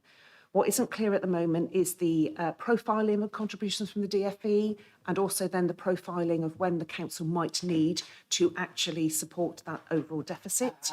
So again, we are still working with the DFE through that final signature on the agreement. So the next couple of months we'll be setting that out much clearer for us. We're obviously dependent on elections, the general election this year. Will that impact any fair funding decisions, any particular movement of the statutory override? So due to drop off at 31st of March 2026, that may be extended. That may give us other options in terms of that. Government are also discussing additional capital flexibilities. So it may be that there might be regulations set out for us not to have to go to government in terms of being able to capitalise this balance. We could then potentially fund this balance that we might, any residual balance, either through any unallocated capital receipts, or at worst case for us, it would be a need for additional borrowing. That additional borrowing will come with a premium. So we are really cognizant of the impact on future budgets, and future council taxpayers in terms of that deficit and needing to capitalise and fund through borrowing. So that's that kind of flavour in terms of where we are with the plan. In terms of the language that is used, in terms of commitment, actually Cabinet are very clear in terms of this being the number one financial risk liability for the council in terms of financial sustainability. Absolutely committed to ensure that we have the funding set aside to make sure then that we can meet that liability. So there is no doubt about that. Next particular questions then, just to make sure I've picked them all up. So in terms of Schools Forum, absolutely really clear that working with Schools Forum is, you know, a really critical thing for us to continue to work positively. They have agreed to a transfer from the schools block to support high needs. Now, the disapplication for this year is 0.55%, so only 0.05% above that limit set out in statute, but really positive in terms of that overall position. Deadlines in terms of submission. So the disapplication was actually made on the 12th of January. That was the deadline. So the submission has been made, but it was taken through and agreed in principle by the Schools Forum on the 5th of December and again in January in terms of formal ratification. So we do have that absolute sign up and understanding from Schools Forum in terms of the need for additional focus and additional financial support in high needs. This is not the first time a disapplication has been submitted to government in terms of moving of money, funding between those blocks of dedicated schools grant. So Schools Forum approved a 0.7% transfer in 2020-21. However, that was rejected by that Secretary of State at that time, which is always disappointing when you have local agreement in terms of your interventions, your plans, when the Secretary of State actually then says no to you. So it's not helpful for us. However, our understanding is that a disapplication for future actually is covered under the safety valve plan. So going forwards, we will have a greater response in terms of government positivity to any additional further needs of transfers between the blocks. We will obviously work closely with Schools Forum in terms of those aspects as well to make sure then that they are absolutely signed up to the plan and the actions and activities that need to be taken under that plan. And then just to add in terms of updates, obviously you've got standing items around Safety Valve and Schools Forum. Those two will both cover off these points that you made in terms of that ongoing monitoring. Yeah. We have Joe, who sits as a scrutiny representative on the steering group, management group, whatever you call it. And then the last question was about the, there's a couple. The last question I've got here that hasn't actually been addressed in all of my responses so far is about the high needs places capital allocation and the reference to being in lieu of capital grant from government. So it is made in lieu of future capital allocations from government. So we are aware of the scale of what is required in terms of high need places. However, we don't have confirmation from government, and confirmation from government for high needs capital is always very, very late.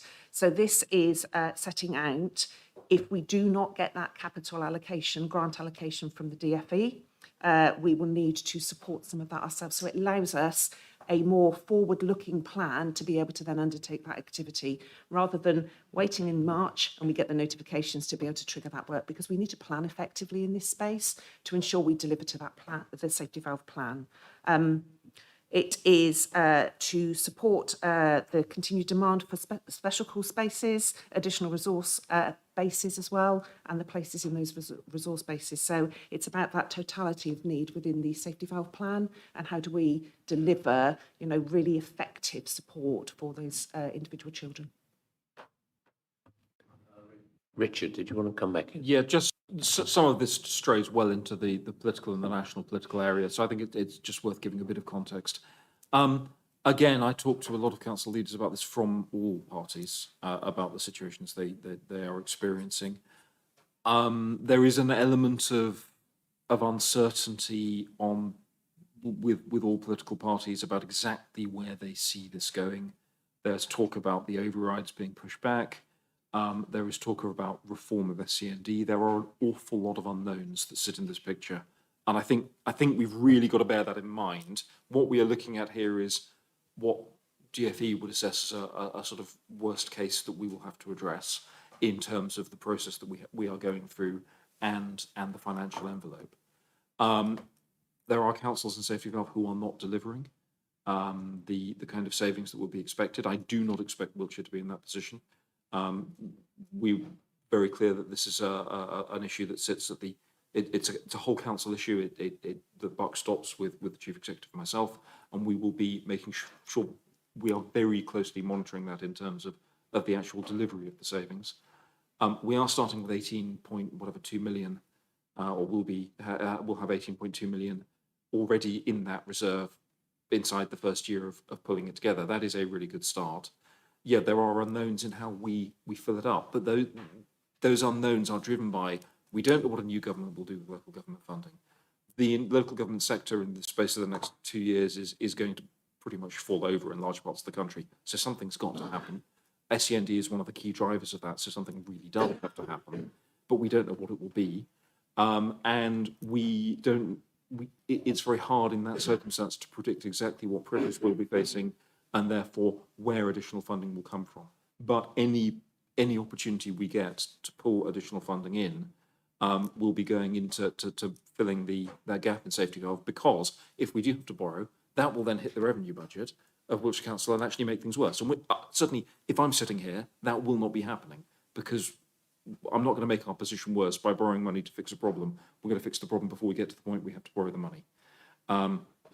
So it's really hard to give clarity right now, despite the fact I'd love to.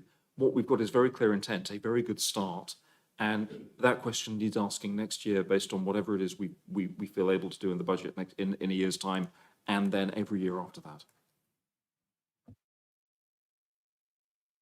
Thanks, John. I'll bring Jackie in now. No. We've got a couple of other wider. I do think it is worth saying on the high needs block thing. You're right, Richard. This is a national problem, and actually, it's a national government problem. They're looking for local government to solve, which is just wrong. Okay. On education and skills, paragraph 53, page 14, traded services. Savings include increases in traded services income prices to reflect pay inflation. How confident are we of these savings when paragraphs 46 and 47 indicate an expectation of less business as schools are themselves feeling the pressures of pay inflation and cost of living? Thanks, John. So obviously the savings does refer to the inflation that is linked to price increases. The school's funding has increased by 1.7%.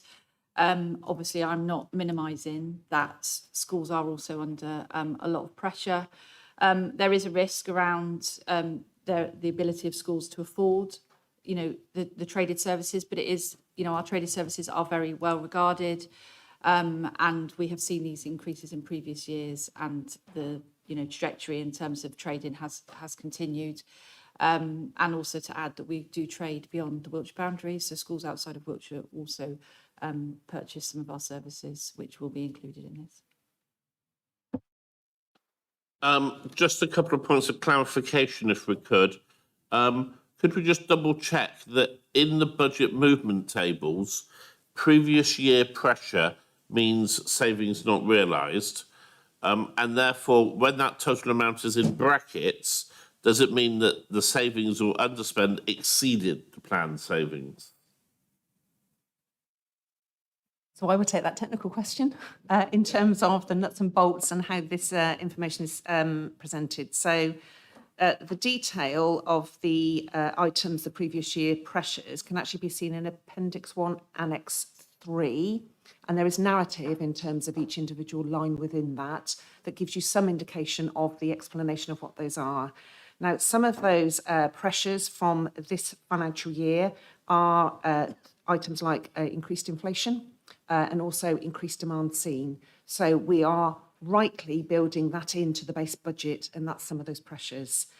Where you see figures in brackets, that's actually reducing pressures that were already built into either the 23-4 base or in future years. So it's not about savings, it's about what's happening in this financial year and reflecting the ongoing position in the base budget of those items. So brackets of reductions in this financial year where we see inflation may have been estimated higher, or we were expecting more demand and we're not seeing that. So we are just rebasing going into the next financial year.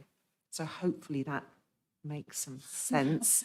But looking at the face, I don't know whether I have explained it adequately. So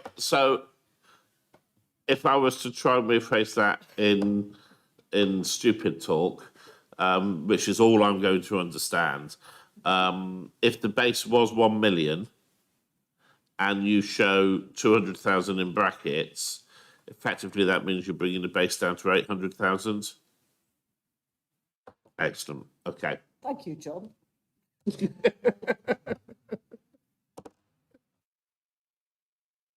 They are. You did manage stupid talk. Paragraph 31, page 10. So I'm realising that this reads a little bit like one of those convoluted explanations now, and I'm trying to remember exactly the point we were making here. It was one of these ones where it was very difficult to read exactly what the figures said. And it's on pause, and it says, is the overall saving of 0.4 million, meaning that if 14 children were not prevented from entering care, estimated savings realised by the Paul project at a running cost of 0.3 million, the cost to the council would be 0.7 million, circa 28,500 per child. So the net saving removes the cost of the pools team, which is 0.3, and so the gross savings are 0.7 per annum. So we calculate it on an average unit of 50,000 per woman who's being supported through pause. And if you divide that across the 7 million divided by 14.5, it gives you the 50 per head. Now, you see, that time I am more confused after the explanation than I was before. In simple terms, yes. So the gross saving is 70,000 as you set out, because we're offsetting the cost of the team to get that net saving. And if I can add, this is an example of why prevention is so important, because if anyone could give me another suggestion of how we could invest 30,000 to get a 70,000 return, I'd love to hear it on an annualised basis. I think you just clicked it again for me then, Lizzie. But there's one thing I would say on that this is talking about 400,000 and 300,000 and 700,000, not 30, 40 and 70. Yeah. But what we're saying is it costs us 0.3 million to run the team. Running the team will save us 0.7 million. So there's a net saving of 0.4 million from running it. Fine. Okay. I haven't seen it explained like that before, but that is helpful. I have asked that we get some concrete examples of the benefit of prevention in. If you go back to our corporate peer challenge, we were asked to share some of this with the wider sector. I think we need to, and I think it's really important to understand. I mean, another example is on the decarbonisation work that we've done. It's saving us about £2 million a year on our revenue budget and paying back the borrowing. Very hard to pin the number exactly down, but yeah, certainly in that region. And I think it's time we start explaining some of this. I can agree more, so I'm happy. Paragraph 48 indicates that an additional 22,000 will be made available for an increase in education and welfare officers. Given that the minimum wage is rising to £11.44 in April, the annual salary for someone on a minimum wage would be a smidge under 21k, and then there would be the employer's national insurance contributions on top. So it looks like the additional, and indeed pension contributions. So it looks like the additional fund made available will not quite fund one full-time equivalent for the staffing increase. So what exactly is the proposed increase in resource? As I'd hope that the education welfare officers earn a fair bit more than the minimum wage. And I would remain convinced that one full-time equivalent I remain to be convinced, shall I speak in English, it'll be easier, that one full-time equivalent would be sufficient resource to cover the entire county, basically. Is 22,000 enough? It's pay inflation, it's not additional education welfare officers, so it's just to cover off the pay inflation. It's not, but we have increased the capacity of education welfare officers via latent demand, budget and growth, but that's not what this is showing.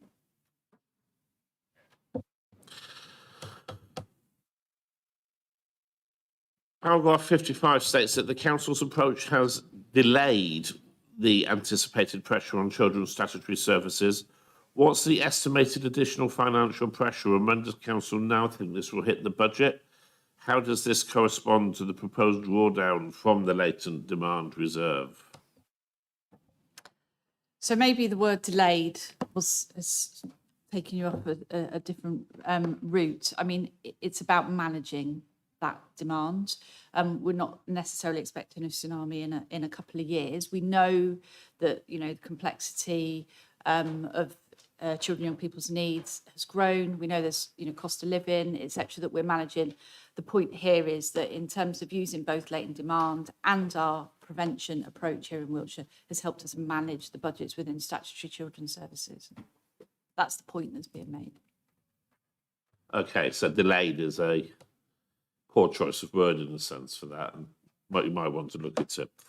Paragraph 56, page 15, the paragraph states that the care placement market is saturated and the council cannot place all children in-house. Are those children placed with independent, so those additional children are obviously placed hopefully with independent foster carers. Therefore, the market is not saturated, but that we don't have enough capacity in-house. Would that be correct? Or are these children not placed anywhere as the market is saturated? So I think it's fair to say the market is saturated, but that doesn't mean to say there isn't one placement out there. I mean, it is more about the competition for any placements that are available.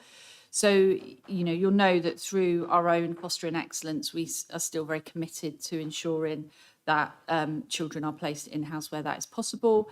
An example, we've invested via transformation into the Mockingbird programme, which is a supportive scheme to help in-house foster carers. We are using more residential placements than we would want to, because that is what is available sometimes if we haven't got the in-house. And we know that our capacity in-house is way above what other authorities are using. So we are maximising our in-house capacity. But if the child then can't be placed in-house and they need to be placed ideally in an independent fostering agency placement, they're not available. And sometimes, unfortunately, we're having to go to more expensive options. So that is placing demand. And the reality is that the market, so IFAs and residential, can pick and choose placements. There is, you know, they are able to ask for what they want in terms of the cost of those placements. So it is managing all of that, but we have significant plans here in terms of opening our own children's homes. We're just, you know, we're out, we've awarded that contract. We're just, you know, getting to the point we're hoping them to be open from the spring. And we've got further plans to increase our investment in solo placements. So your question, are there any children that aren't, you know, placed? I mean, you know, operationally, it is incredibly challenging, and we're having to wrap around and come up with lots of creative ideas. But, you know, we are, you know, just about managing that in most instances.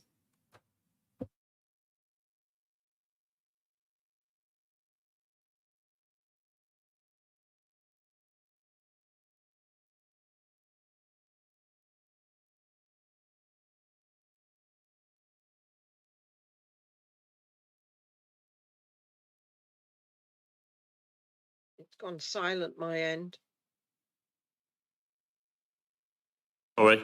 I count your blessings, Jackie, that they were wishing I was silent this end too. Yeah, so question, it was question 32 on your crib sheet, Jackie. Now you're silent your end now. Yeah, sorry, I've got a dog that's annoying me as well. Sorry, question 32.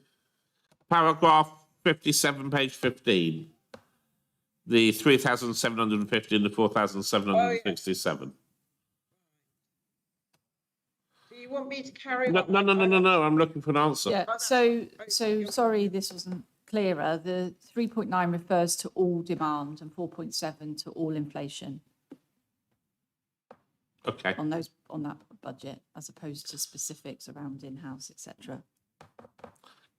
I think I know the first half up to the question, answer to the question of the next one, because there's no way that 0.125 million could be the annual budget for adoption rest. So I assume that this is the increase.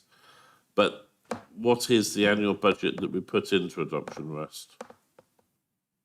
So yeah, it relates to 23-24 in-year increase, reflecting the increased adoption support activity and pay inflation above the 4.5 that was budgeted, plus that for the following year in 24-25. Sorry, my notes have skipped. What's happened to them? Not that we've prepared for this. We sent you it a That's week just- ago, so you could. Yeah.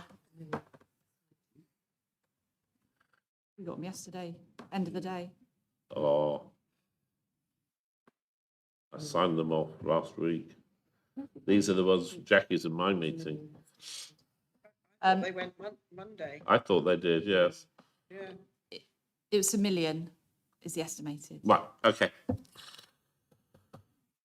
Paragraph 60, there's £180,000 saving by using a public health grant. Has that grant already been received, or is it guaranteed, and what's it coming from that's not now going to be being done under public health? So the public health grant for 2024-25, at the moment, we don't have total confirmation. You'll be aware that different grants from different departments get announced at different times. So we are assuming the level of public health grant. We've been working with the Director of Public Health to ensure that she's really happy in terms of what that public health grant is funding. There's also a reserve for public health from previous unspent grant from previous years that is ring-fenced for public health activity. So we are really confident in terms of that expenditure, being confident that it meets the public health grant criteria, and ensuring then that we have totality of understanding of the funding for all of that activity. So signed up by the Director as well in terms of being able to use this funding for this activity. In paragraph 62, you talk about other non-placement demand included in the third year of the MTFS. Can you explain what that is? So that's the increased running costs of Cannons House, the respite unit, which I know you know, John, and assuming that the capital investment is approved for Cannons, the demand and use of an increased bed base at Cannons will bring cost avoidance in future years for 26-27. Yeah, because we noticed that actually our next questions, following on from that the increased running costs included within the demand estimates for providing respite to more children is estimated at 526,000. We were looking for clarification on that because there was no indication of savings from anywhere else. For instance, less procurement of people buying respite from other services or whatever, or increased income from self-budgeting people purchasing from us. So it just looked like we were spending a lot of capital on improving Cannons House to have an increased cost of running it without any benefit. And this was one of the outstanding questions from Financial Planning Task Group as well. Yes. One of the ones I took away to be able to give you an answer. So the see, I need my teeth in now to be able to talk English. The anticipated placement savings for the expansion of Cannons House are not currently reflected in the revenue budget. So works are expected to be complete at the beginning of the financial year 2026-27. And then we will be clearer as those places come online, the actual impact. So an assessment will be made during the year of work progressing and more clarity in terms of the impact on demand. It may be that we reduce demand in certain areas to reflect that in future budget setting processes. So because there's not absolute certainty, we always err on the side of caution in terms of we can assess some running costs, we will put them in. We don't want to over egg in terms of savings delivery, the timing of those. So because there's still some dependencies on some of those aspects, those savings are not reflected currently in the budget, but they wouldn't be reflected in 24/5 or potentially 5/6 in terms of when they come in.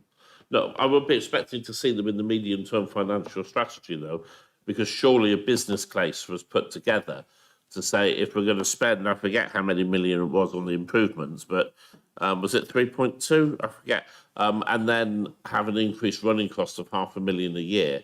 There must have been somewhere something that says we anticipate that this investment is going to be giving us a return. I mean, that would be £4.2 million if I hear you correctly, then before we see the first returns on that investment. I assume there's got to be something somewhere that's telling us what the return on that investment is going to be. So there is. Business cases aren't necessarily just about the finances, because this is also about outcomes for children and making sure then that we are managing the best in terms of those outcomes. So it is respite to ensure then that the children are, achieving those outcomes.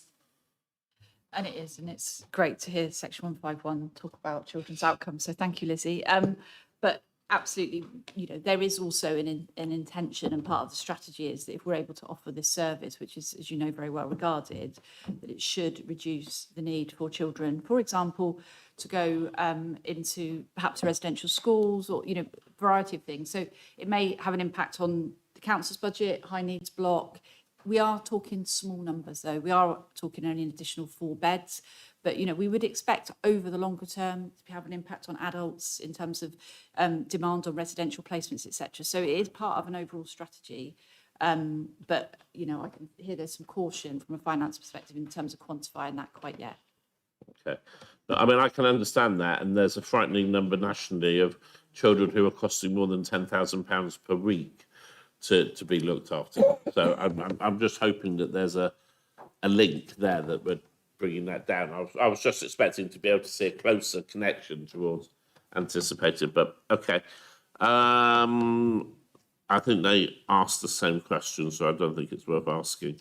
The Data and Performance Team for People Services, which is hosted within Families and Children's, sees a demand of 85,000. Could you please clarify? I don't remember that question. But... Yeah, so I mean, the Data and Performance Team sort of management reporting line is within Families and Children's, but it actually provides a service across families and children's education skills and adults. So this is around the demand to support the education and skills service capacity, which hasn't been there previously. So ensuring that we're able to report on the same level of data, etc., around SEND and the rest of the education and skills department. And back to the latent demand.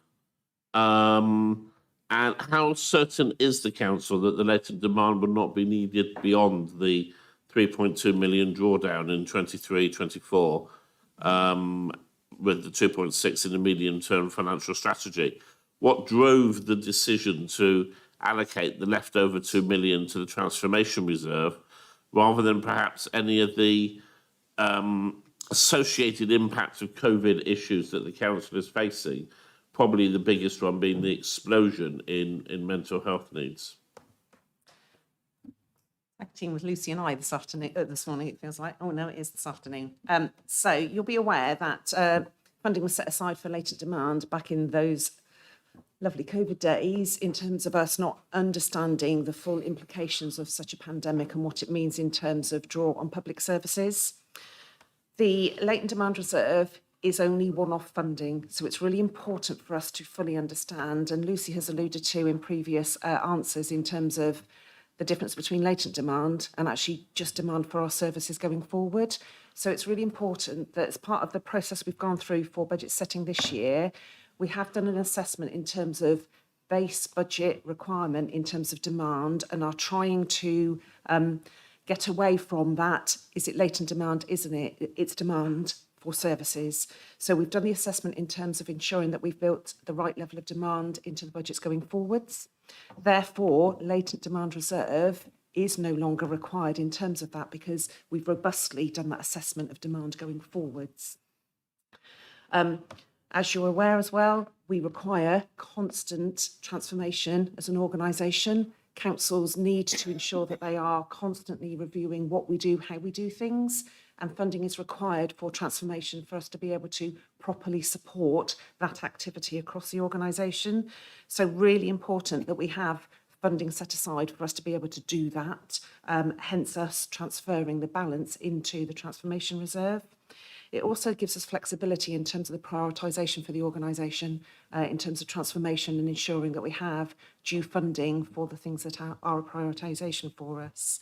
So as I said, residual demand pressure is built already into the budget, so no longer required in terms of one-off funding from latent demand.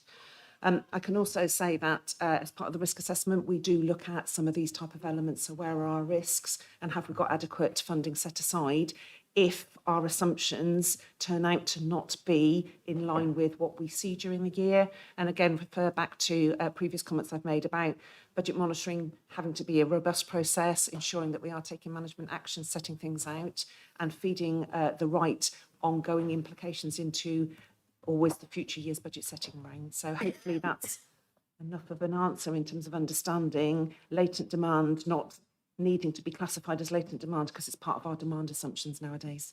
Yeah, so the council is confident that the impact of COVID, there's no longer any need to use the funds it put aside to deal with the impact of COVID because that's all built into what it's doing, and it doesn't seem there being any additional requirements out there. Absolutely, that's built into our ongoing base budget activity in terms of the assessment of the demand that we are seeing. Okay. Schools maintenance. There's obviously quite a schools maintenance backlog. You've allocated £2 million a year on year, up to 26-27. How confident are we that this will be enough to clear the backlog? And will that be enough to prevent new projects from being delayed because we're focusing on the backlog, if that makes sense? Well, it won't clear the backlog. So it has grown from about 15.5 to about 22.5, but it will help prevent further growth of the backlog. So in terms of managing it, we will continue to complete condition surveys. They're already, that happens all of the time on a rolling programme. And each time we have one, we reprioritise. So if something else comes in as a greater need, it will get bumped up the programme. But with the additional capital funding, we'll have 5K per annum for the next few years. We're allocating 3.9 of this in 24-25 to planned maintenance work. We're keeping back 1.1 for emergency works to ensure that schools can stay safe and open. And that is almost double our usual fund for emergencies. So it is going to make a really significant difference to schools. But as I said, it won't clear the backlog. So it's a positive, move forward. We also just need to factor in that most works have to happen during school holidays. Which does mean that we also struggle to get contractors to fit in around those times. So we think that this is a good programme at this point in terms of delivering it. Hopefully that answers your question. Yep, lovely. Page 55. John, You've got... Sorry, John. You missed question 22. I don't know if that's on your list. I think we covered it off. Yeah, I think we covered it off on other stuff, Jackie.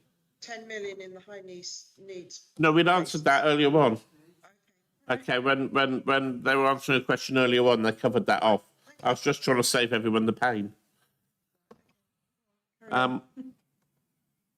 School mains. No, we've done that one. Sorry.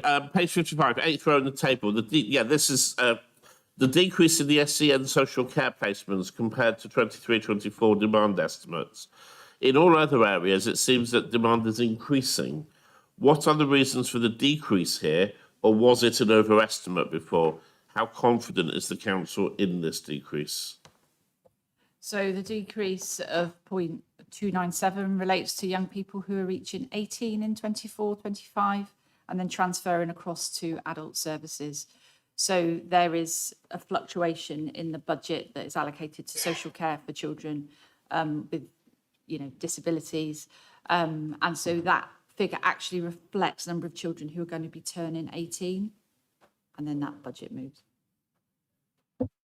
Last few, folks. The end is nigh. Page 59, rows 9, 10 and 11, the latent demand and pressures. In row and 10, you're showing pressures for 1 year and then expected savings the following year. Could you cover that off for me? Hello, Liz. Yeah.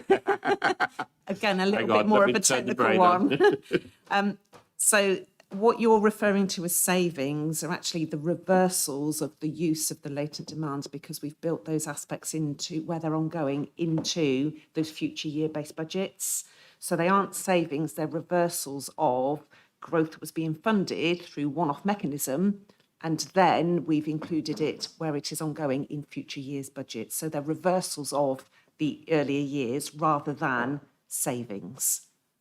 So you put a cost in, you then assess that it's ongoing, so you actually add that in through demand, so that the base assessment of demand will be in the demand calculations. This is the reversal of that one-off element.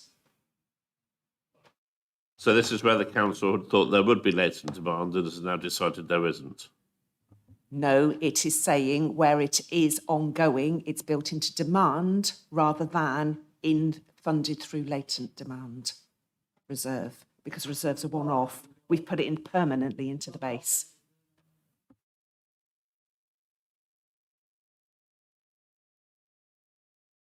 Sorry, page 59, reduction in budget for young people with SEN social care needs. The transition to adult of basically 0.3 million, will that amount be covered by adult social care, or is this an expected saving for the service? And the same with the social care support and accommodation, domiciliary care and direct payment for young people with SEND. So specifically the 297,000, you can actually see a contra line in adult services for that item. That's a couple of lines up. So you can see that all we're doing is reflecting that in the right service area according to that, that shift between 18-year-olds and then into adult services. So it's not a reduction in children's, it's a movement from children's into adults. So any growth comes into children's, and then as the adult moves, the money goes with them, and then the growth comes back into children's. Okay. And the very last question, I'm going to let Jackie ask, because I'm not sure why we're asking it, but she insists every year we ask this question. So over to you, Jackie. Well, actually, I didn't ask this question, John. It came from a member of the committee. So obviously somebody else is on the same level as I am. So the last question that came up at the committee was about the concern about the delivery of housing developments that are not going ahead and the impact on the council tax. And it was, is there a strategy to track progress on the new build proposals? I mean, that obviously comes under Environment Select. However, thinking about this question, we know that we've got a falling birth rate. We know that that falling birth rate potentially will mean that our schools will not be getting children of the younger ages coming into them. And I know that in my community, my local schools are saying they are really concerned about this and the impact on keeping the viability of the schools if they aren't having the children coming through the system. Therefore, we need to be building the right houses for young families who can afford them, who've got children of the right ages. But also going on from that, we know that we have this huge demand on our SEND cohort of young people, and they are going to get older at some point, we hope, and they will go into accommodation when they become adults. And are we building the houses that they're going to need? So I wanted to actually come in when Environment Select were talking about that, because it's a concern that if we don't build the right houses for this cohort of people who, you know, whether it's just they've got autism or whatever, they still need to have safe housing in the right place. So there is there's that element. There is another, I mean, that particular question probably isn't really a question. There's John. I can see you, John, nodding your head the wrong way. But there was another question that came up at the committee yesterday that isn't on your list. And it's only probably a small amount, but it was around the funding from the DFE for the apprenticeship programme. We've got the funding apparently for some of the years, but we haven't heard if we're going to get it in future.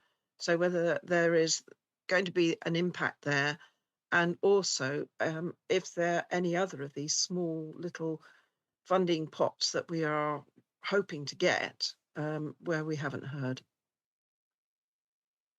Can I do that last one first, and then I'll hand over to others for the. So I know obviously it came up yesterday, Jackie. Unfortunately, we do get grants from the DFE, and they can be short term, or their decisions are made late. We have to just work with it. If we don't get the funding, then we'll obviously look at whether there's anything we can do internally within our budgets to continue to support that apprenticeship training. But we will wait to hear from the DFE in the first instance. Thanks. I think I'll try and come in on the other issues. Firstly, every year, as Cabinet, Nick Rothschild and I will challenge, previously Andy, now Lizzie, on the estimates around housing completions and the council tax base and where we are. There's a very rigorous process to make absolutely certain that we've got the best data we can. And it depends on the speed that house building's coming in. So, yeah, it's an issue. I am certainly satisfied that it's been addressed and we're using the most accurate data we can. Coming on to the rest of your points there, Jackie, probably something that we would belong with the local plan rather than the budget. Yeah, is the concern there? Yes. Is the system there to deliver it? No. National Plan and Policy Framework, as you will all be aware of my views, is not honestly fit for purpose in terms of delivering the right housing that areas need in the right way that areas need them. A point that I will be making to the Planning Minister when I go up to a roundtable on behalf of the County Council Network next week. And thank you, Richard, for that. But as I say, the evidence that we as a council and all these other councils that are under pressure with the safety valve, we are going to find in 20 years' time, there will be a demand on these councils to be providing the right housing for these young people who will probably need adult services support. So, as I say, it takes it away from our Children's Select Committee, but it puts it into another committee, but in 20 years' time. Can we get back to questions, please, Jackie, if you wouldn't mind? Because we're yeah, 2 hours no. and 10 minutes in. No, I'm not trying to make you quiet. Just if we could get to the questions, thanks. But there are no other questions from Children's Select other than the ones that John has done. Okay, thanks ever so much, Jackie. I'm going to ask, we would normally break after 2 hours, but we were almost at a point where I know that Richard may have some questions that he may have had answered or may not have had answered, but is there anybody else around the table who's going to be asking a budget question? Because if it's just Richard and if Richard's is resolved, then that's fine. Because I'd like to have a break, and we either got a break now for 5 minutes or we get this bit done and then have a break. I will, Chair, but it'll be very short, I promise. Okay, over to you, thank you. Hi. So first of all, there's a comment that I'd like to make, and that is actually, I think it's a well-structured budget. I think it's been well prepared. I think it's, the explanations have been comprehensive. Obviously, from a party political point of view, perhaps I would suggest that emphasis it should be different in other places, but that's not what we're here for at Scrutiny. That's up to the bun fight we have at full council. But actually, I want to commend, if I say commend the budget, that implies that I want people to accept it. But in the context of Scrutiny, then I think it's actually a well-structured budget, etc. So congratulations on those concerned. I've just got one little thing, which I'm afraid is one of my hobby horses, and we're all allowed them. There is certain pots of money that aren't actually included in the budget, I believe. Things like the money for the Ukrainian refugees and things. So what I want to know is how many of these little pots of money are there? How much is in them? And how can we scrutinise how it's spent?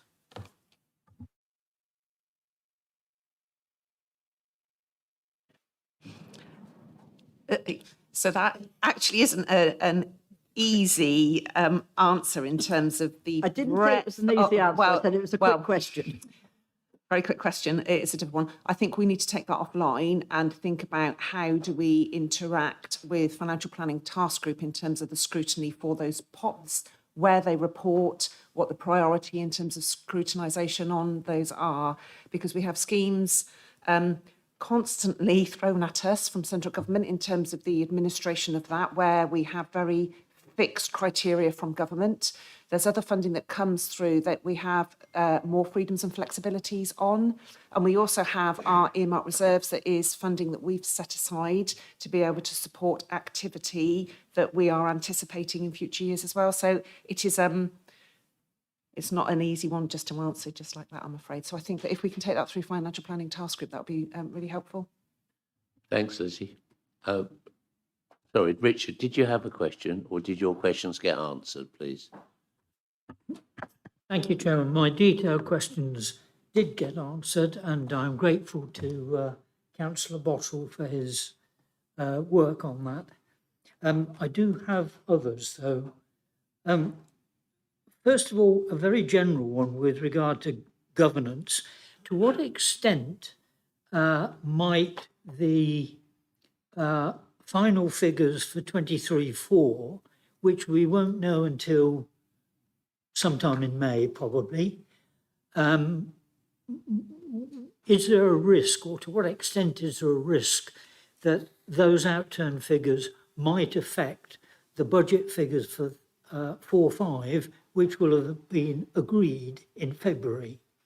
And if there is such a risk, what is the scrutiny arrangements or the oversight arrangements for making the changes to the agreed budget for 4-5? So we are always exposed to risk in changes to our financial position. As I've said previously, we use what we currently know at the time we are making decisions. So the budget that's presented today is based on what we currently know as we are today. However, there are elements, obviously, that there are more significant elements of risk to changes. In terms of the 23-4 financial year, currently showing a modest underspend, which obviously is a really good reflection for the authority, considering where many other authorities are, a reflection of the financial management, the transparency of reporting, and the scrutiny as well that we undergo during the year. So that's, a positive from our perspective. Also reflects management action and management taking responsibility for variances and then having to undertake additional mitigations and cost avoidance activity to ensure that we are delivering within our financial envelope. In terms of changes to the base budget that will impact what we have set our 2024-5 budget on, that is very limited in terms of the amount of time left for the financial year. So as much as we can, we mitigate that in terms of updating those assumptions as late as we possibly can. Any particular impact in the 24-5 year will either be requiring additional management action, so there will be additional changes, mitigations to undertake during the year.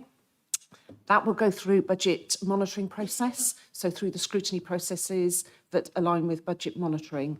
So that, again, Financial Planning Task Group get those reports on a quarterly basis as they run through Cabinet, and select committees are also involved in the scrutinisation of those, particularly with the activity and the impacts and implications to any such changes. So I am very assured that we have the robust governance processes, not just in the budget setting process, but also the budget monitoring process being that really critical control aspect for us. I've also got Perry wanted to come in. I'm not sure, Andy, did you want to come in? No, he's going to answer your question. Is that okay, Richard? Thank you, Chair. I was just going to confirm that we have to make the decision on the 24/5 budget by I think it's the 10th of March. There's a date each year when you have to make that decision. And so as Lizzie set out, we have to make a set of assumptions to enable us to do that in order not least to get the council tax billing process started and council tax bills to go out. You sometimes see councils where they can't agree a budget because of a number of reasons will hold a second budget council after the February date, but before the 10th of March to try and get to the promised land. We don't anticipate having to do that, but we are up against that statutory timescale just to complete the governance picture. Thanks, Perry. Back to you, Richard. Thanks. I was just exploring or seeking confirmation that having gone through full council, the budget is then going to be changed for whatever reason, that we need to be aware of those changes and we need to be sure there is proper scrutiny of those changes. Okay, thank you. My other question has already been touched on by both Councillor Bottrell in his comments and Lizzie, but it's with regard to inflation. Councillor Bottrell observed that neither CPI or RPI almost seemed irrelevant in the budgeting process. So to what extent in setting the forecasts has it been possible to use individual projections of inflation which more properly reflect the circumstances of individual service areas as distinct from the general, CPI and RPI?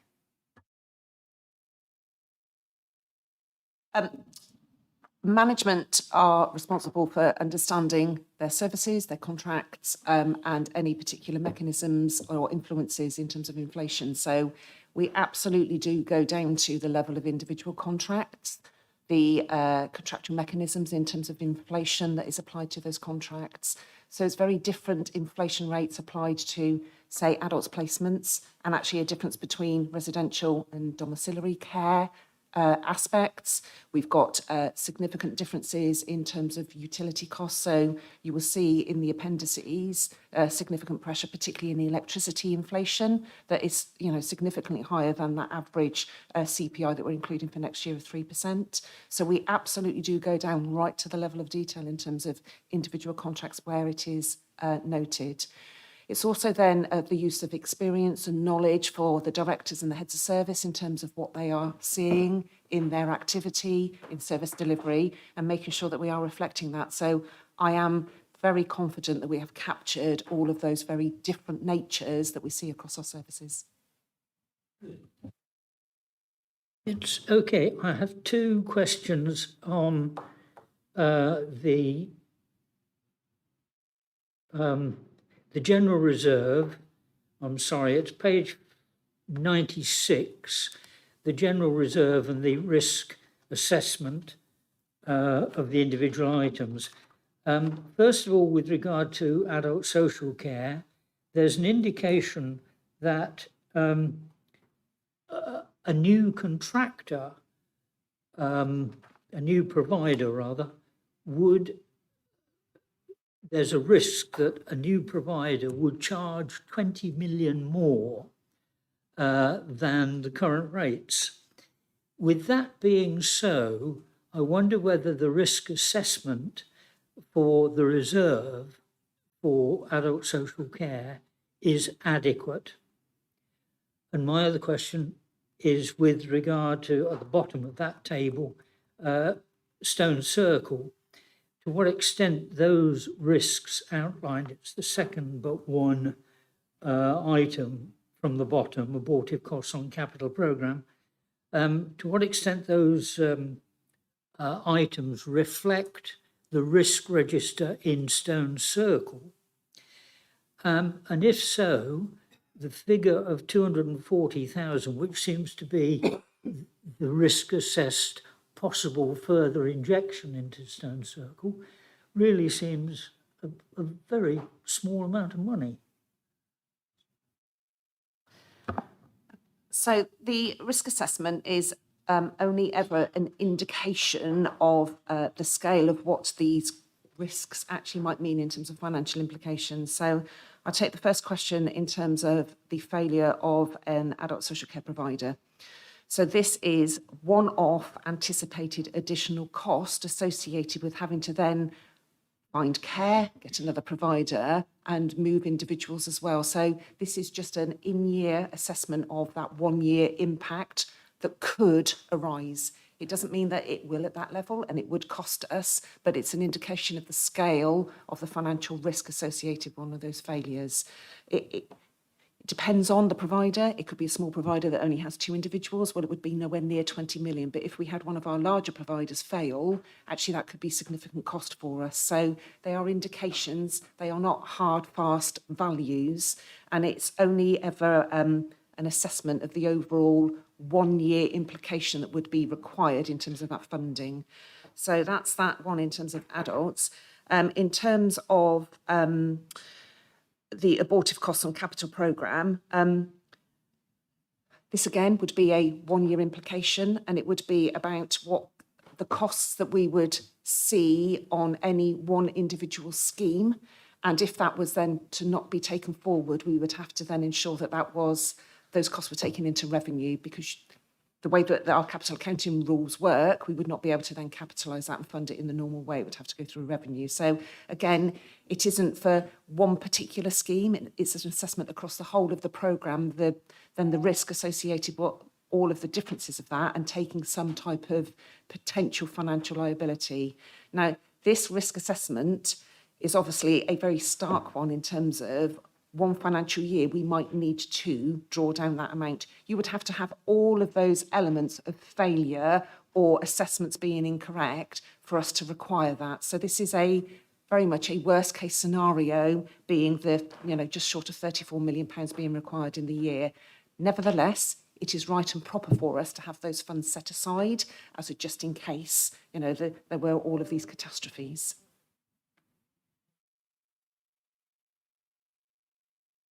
So just to add to this is that we have seen a Stone Circle scheme effectively aborted at Ashton Street in Trowbridge this year, but we managed that in the year, and therefore it doesn't manifest itself in terms of the risks, as quite rightly as Lizzie's explaining. This is a perfect storm that if this came together, and probably Wiltshire is a bit unique in terms of explaining transparently those risks and putting a number towards them, where if you look at a number of other councils and Section 151 officers that would put out in their statement that they say the risk level is appropriate for the risk of the authority, and that would be it. What you've got here is a detailed list of perfect storms.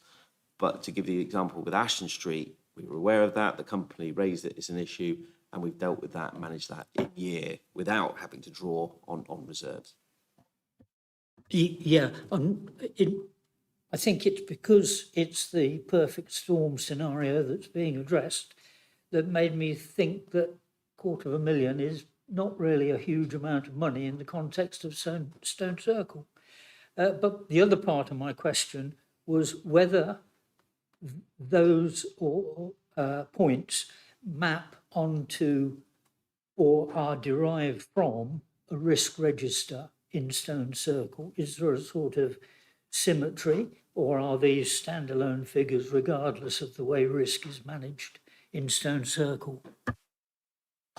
Well, so the risk in Stone Circle is managed by their board, and it's reported through to the shareholder group. So we were aware of their plans on the development. They've got a number of schemes in development, and that they had already flagged through to us as the shareholder group and the owners of Stone Circle, the council, that there was a risk with this scheme. So the governance arrangements for Stone Circle worked in this instance. Stone Circle will have myriad of risks that they will be looking at, which will be different from our perspective in terms of their operations, whether it be through the development or through the acquiring of houses. But those are then escalated and materialised through to us as the owner, through the shareholder group, and in this instance, we then actively dealt with the issue that was being raised. Okay, do we have any other questions? If not, I'm going to put a proposal and then just make a quick statement about having a break. So the proposal from the committee is to note the draft Wiltshire Council budget for 24-25 and the medium-term financial strategy 22-25 to 26-27, and to refer the comments of the committee and the report of the Financial Planning Task Group to Cabinet and full Council for consideration on the 6th of February and the 20th of February, respectively. To support ongoing scrutiny investigation of the budget, including the Financial Planning Task Group's continuing focus on monitoring, delivering of the budget and the development of the budget for 25-26. Do I have a seconder, please? Pip Ridout, thank you. All those in favour? That's unanimous. Thank you very much indeed. Now, thanks to everybody here. I think it's been a long debate, but I think, as Councillor Botterill said, this is probably the best forum for the debate, and I really would encourage all members to rerun this when they're convenient, not members here, all the members who are not watching today, because a lot of the questions that they could ask in full council have definitely been answered today. So apart from Emma Legg, who's very kindly offered to help us with our our forward work programme, I'm happy for anybody else to stay from the point of view of officers and the leader, etc. But you have an open invitation to leave should you wish. We're going to have a 5-minute break and then get back on with the second of the, 25 minutes or so of the meeting left. Thank you. Do you want to say something? Just Richard? to say, Chair, I'm rather hoping that I can steal officers to go and try and get a handle on this announcement with government funding and what on earth it means, because I want to make sure we get this back to everyone as soon as we can. Yeah, perfect, Richard. That's absolutely fine. Thanks all very much. 5-minute break, please. We'll go offline. Back for 1:05.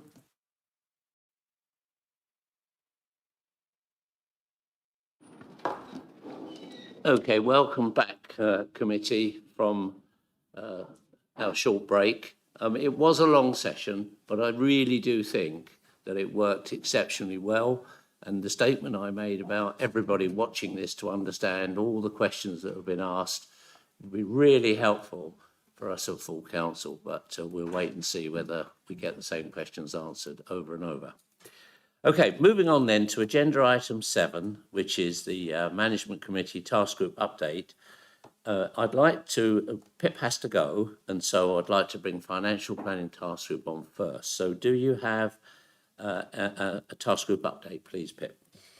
Yes, Chair. The task group meeting on the 19th of January 2019, which is in your paper, should of course read 2024, and you've had the report of that. The only thing I would say from today, I agree entirely with the process. It's been absolutely fantastic, and it's clearly demonstrated the You've got your own way, Pip. No, the correlation between finance and operational. And given the info and questions from all 3 chairs which need monitoring going forward, I would respectfully suggest that some are added to their forward work plans for further investigation or monitoring, or if they don't have the time or ability, then please refer them back to the Financial Planning Task Group when we would be happy to look at it. The only thing that seemed to be missing today, and I don't know whether you've done this, is the corporate budget. Now that, do you wish us to take that on board? I'm happy to do so, but the corporate things like legal and all those others. We would do, no, SMC would. So I guess the usual system applies, which is that you will continue to look at all areas of the budget when you get the monitoring reports, and so will Management Committee. That's But fine. Management Committee, you're right, has a special responsibility for that The area. corporate, yes. That's why I was asking it, so we could have it clear, because we've spent a long time clearing all these processes up. I'm sure Graham at times has wanted to throw something at me, but but that was just the one thing that struck me. But I'm happy to take on whatever your chairs and committees can't do if you want us to do a very in-depth. But other than that, we will continue as we are. Thank you, Chair. Thanks very much. So it's a bit like a report at end of term. The select committees are functioning well, show promise, could do better. Yes? No, just checking. They've done Right. very well. Okay, just No, teasing. don't you dare put that in a minute. Right. Thank you. Any questions of Pip, please? And thanks for all the hard work that the task group do. None? Okay, in that case, I'll move on to John for the Evolve task group update, please. Yep, well, we met again on the 15th of December to review how the... We met again on the 15th of December to review how the initial rollout had gone, and to get an update on the progress being made towards the rollout of the payroll system. The initial rollout had gone pretty reasonably, taking all into consideration. There had been some challenges with some teams with regards to... There have been some challenges for some teams with regards to the November date that was given, where we had a period of October when there were no systems live, and people were asked to put anything for October and dating it 1st of November when it came live. That proved challenging for some, but otherwise, I think systems have come up. I don't know, Ruth, if you want to add anything. I was perfectly satisfied that we were making good progress, and we've got some sessions booked in to look at the getting ready for payroll stuff that they're doing literally as we speak. Sorry, Chair. I've got very little to add to that. I'd agree with everything that John said. Obviously, the litmus test is how it works in the long term. And that's why I think a decision was taken that we wouldn't shut down the task group immediately, but we'd look forward. And not only just because of that, but because of lessons learnt. Because although John says it's gone quite smoothly, it wasn't the final implementation. There were a number of issues in the preparation, etc., which I think the council can learn from, and not just obviously in view of computer implementation, but in general working. So we've decided to extend it forward, and I think that's a prudent way to behave. I think actually we made the recommendation last time, didn't we, that we look to continue as a transformation task group. Can I just say though, Chair, just building on Ruth's point there, I do think there are grounds, and a rapid scrutiny may be a good one for this, although not necessarily having to be the same people who oversaw the Evolve programme. But the procurement process that was used for this, which ended up proving to be wholly... Inadequate.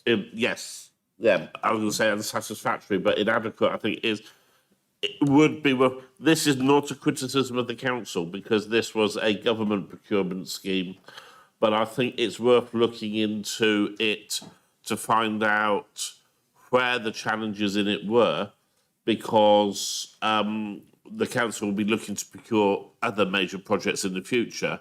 And this is one of the things government has been pushing, these sorts of schemes. And we've got to see if we want to be part of it or not. Because in other councils, it actually went very, very wrong. And it was cited as one of the reasons that procurement scheme and the implementation of Oracle was cited as one of the reasons, for instance, why Birmingham issued a 114 notice. Thanks, John. Can we take that up in our chairs meeting? Yes, Richard. With regard to the payroll, there were lots of difficulties created for the pensions fund. And I do have concerns. The upcoming April payroll implementation is vital for the pensions fund, and I do have concerns that their particular requirements are not being carefully considered and taken into account in the planning. I wonder if I might be able to ask Richard, could you drop me a line with some of the details on that? And what I'll be quite happy to do is take that up with Stuart, the Transformation Director and Project Lead, and get a report to come to our next task group on it. Okay, any other questions of the Evolve? No? Okay, fine. Let's move on to Stone Circle Governance Task Group then. I'll just give you, not everybody will know this, and then I'll bring Ruth in. This task group has recently started work and is chaired by Councillor Ruth Hopkinson. Thank you, Ruth. Its purpose is to investigate appropriate arrangements for scrutiny engagement of the Council's wholly owned companies. Its next meeting is scheduled for the 9th of February, but I will let Ruth explain where we are and where we may or may not be going. Thank you, Ruth. What you've said, Graham, is largely what I was going to say, but I will add that the first meeting we had was all about scoping. We've got a lot of questions that have come out of that. I note that Perry isn't actually on the call anymore, on the meeting any longer, but actually his briefing on the Stone Circle management I thought was exemplary. And from my point of view, it answered a lot of residual questions that the task group members actually had. So that helps to move forward. And as you say, we've had the scoping meeting. I think we've got relatively clear ideas for what we're doing. We've got questions arose at that scoping meeting, which we will hopefully have answered on the 9th of February. Thank you. Smashing. Thanks very much, Ruth. And I do have to thank Ruth because she got, it was the last minute that she took the chair, and that's great. And we're all happy and moving forward. So. I think the word is bamboozled. Bamboozled. Yeah, it was partly my doing. Anyway, that's great. We're moving forward, and that's really good. Okay, then any questions on that apart from that we're waiting for further detail? No? Okay, on to the area board task group then, update. This task group concluded its initial review last year, but on the 15th of January, we reconvened to revisit the recommendations and discuss how successful, if felt, they had been implemented, and this is the one I actually was chairing the old task group. So from our discussions, we did conclude that some of the recommendations need further work. The task group have asked me as chair to discuss the initial findings with relevant cabinet members with a view to setting up a meeting of all of the 18 area board chairs to actually thrash through some of the issues that were pretty obviously came from the 6 area board chairs we had at the meeting, something like that it was. Okay, so does anybody have any questions on that at all? No, okay, I just need to go to Henry because we've changed the proposals on this, I think. Okay, so the proposals from the Management Committee Task Group update to note the update on the task group activity provided, to note the financial planning task group's forward work plan, to approve proposed membership and terms of reference of the Stone Circle Governance Task Group, for the chair and vice chair of OSMC and the chair of the Evolve Task Group to explore the merits of a separate scrutiny exercise looking at the procurement process followed as part of the Evolve programme. Do I have a seconder? John, thank you. All those in favour? That's fine, carried unanimously. Thank you very much indeed. Okay, we're going on to our last agenda item 8, which is the forward work programme. What I want to do here is, because Emma's very kindly come and stayed for our whole meeting so far, I'm going to ask Johnny Kidney to update his forward work programme. Then I'm going to ask a few questions, which I've cleared with Johnny. So if you go first.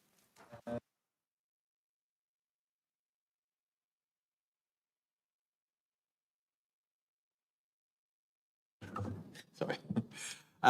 We had our last meeting on the 17th of January, last Wednesday. We looked at a number of items. We had an update on ophthalmic services.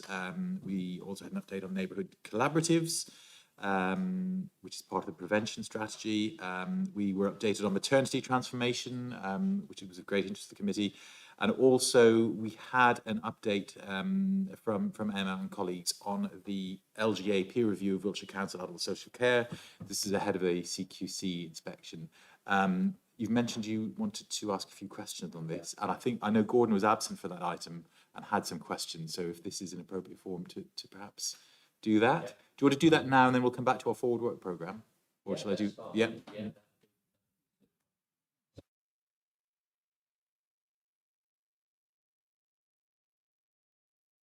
Thank you. I try to watch all of the select committees. I was online, but not in a position to raise my hand, which is something I must put right for future. And so I had a couple of questions, but then having spoken to Emma and said, can we raise these questions? I have a few more as well that have come to mind. So they are, recommendations were made regarding work weighting, quality assurance and risk mitigation. In the waiting list for assessment and reviews, do we have any sort of more detail on that, please? Yeah, so as we sort of referenced, we had an LGA peer review in September. You're probably aware that adult social care will be subject to an assurance process very similar to Ofsted that will be led by CQC. So there's a lot of preparation going on to get us in the best possible position for that. So we very much welcome the recommendations from the peer review. They did highlight the work that was waiting for intervention and support. And they asked us to assure ourselves that we felt we were fully sighted on the risk that was sitting within in these waiting lists.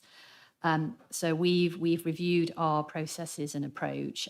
So we've reviewed our risk assessment process, so how we determine who we're going to prioritise and who we're going to work with initially.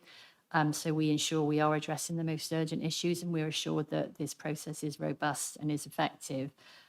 However, I'm very pleased to be able to tell the committee that actually our position in terms of the numbers of pieces of work waiting has improved significantly. We've taken a lot of mitigating actions to actually bring that number down.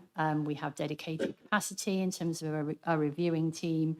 We've had a new performance framework that has increased the amount of work completed. So the people are now waiting a lot less time, and we're confident that in the next kind of 6 months, we won't really have anybody waiting beyond what would be a reasonable expectation. So I think we are assured that our processes are robust and effective, but actually the position has improved significantly. Thank you. Good answer. Next question. The peer team review team queried the breadth and reach and impact of voice providers when representing people seldom heard. Can you give us any more detail on that, please? Yeah, so when they came, we had a contract we had with Wiltshire Centre for Independent Living was coming to an end. Wiltshire SIL are a really effective and valued organisation, but they do often work with particular cohorts, often young people, people with learning disability and autism. We support a wider range in adult social care. So they said that we should be looking more broadly to ensure we're hearing the voice of all our residents. So pleased to be able to say that in the interim, we have a new contract with a consortium called SERVE, and this is a group of voluntary and third sector organisations coming together, and they do represent the cohort across adult social care. We are continuing to work with Wiltshire SIL, so we're confident that we will be hearing from more people. We've also appointed a strategic voice lead into adult social care, very much in the same model that they have in children's services, so that we're, again, having a much more strategic approach to our activity to hear the voices of our residents, to be able to shape our approaches. Thank you very much. Next question. The recommendations were that consideration should be given to whether commissioning could be integrated with Adult Social Care Directorate. Are you considering this? Or? It happened. So Alison Elliott, who is our interim Director for Commissioning has moved across from the resources corporate area to the people corporate area, reporting to Lucy Townsend. So we've taken that recommendation on board and acted on it.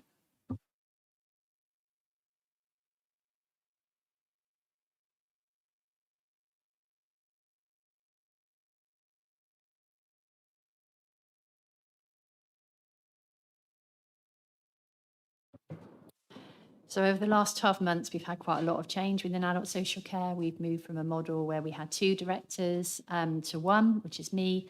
And then in the summer, I made some changes to my senior leadership structure to give us the resilience and capacity that we needed.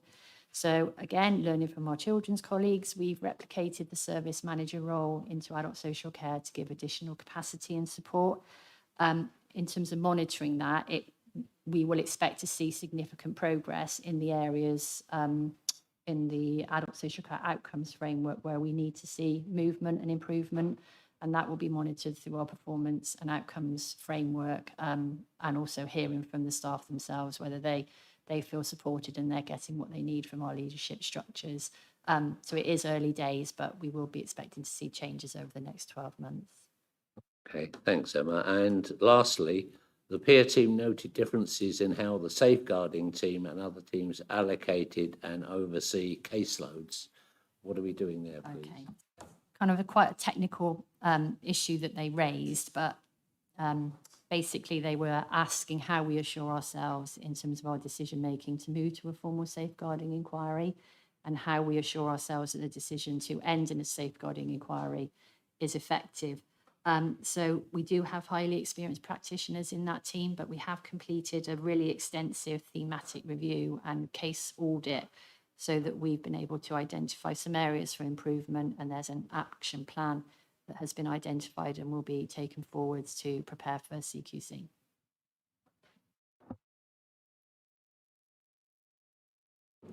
I had a very similar question to Graham about co-production. The peer review actually were quite firm in their minds that co-production should be expanded. And taking on board what you said, are you satisfied that that we are expanding at a pace which will be recognised should it be challenged at the CQC? Yeah, I mean, co-production is really fundamental, and I think it's fair to say in adult social care we've had some catching up to do. Our transformation programme that was referenced within the budget questions, we've co-produced the vision, we've co-produced the 4 pillars that are supporting our work in there. We have now a co-production guidance, and we're developing a further strategy. So I think it's about shifting the culture and enabling all of our staff to understand that co-production happens at every level and at every point, whether you're co-producing somebody's support plan to co-producing how we deliver large contracts and services. I think the voice lead that we have is going to be critical so that we're taking that strategic approach and able to identify themes across. So we are moving at pace in this area, and actually we have been meeting with the lead reviewer in terms of finalising the report, and actually his feedback was how much progress we've made already in these short months. So we're very pleased about that, and that it's been recognised. Thank you, Emma. Secondly, from the most senior to the most junior member of all your teams, does everybody really understand the strategic direction in which the department is going and have a full grasp of all the performance indicators and measures that they should be working to? I wish I could say yes. It isn't. It's something we're working really hard on. We have a extensive staff engagement plan. We run regular road shows. We have a whole range of engagement opportunities to do exactly that. It is a work in progress. It is hard with a busy day job to free staff up enough to be able to understand that, but that is absolutely our ambition. And we do need to assure ourselves that that is in place going forwards, because if our staff aren't fully engaged in what we're trying to achieve, then we won't deliver the outcomes that we will expect to. I think I have 800 staff in adult social care. That is a really large workforce.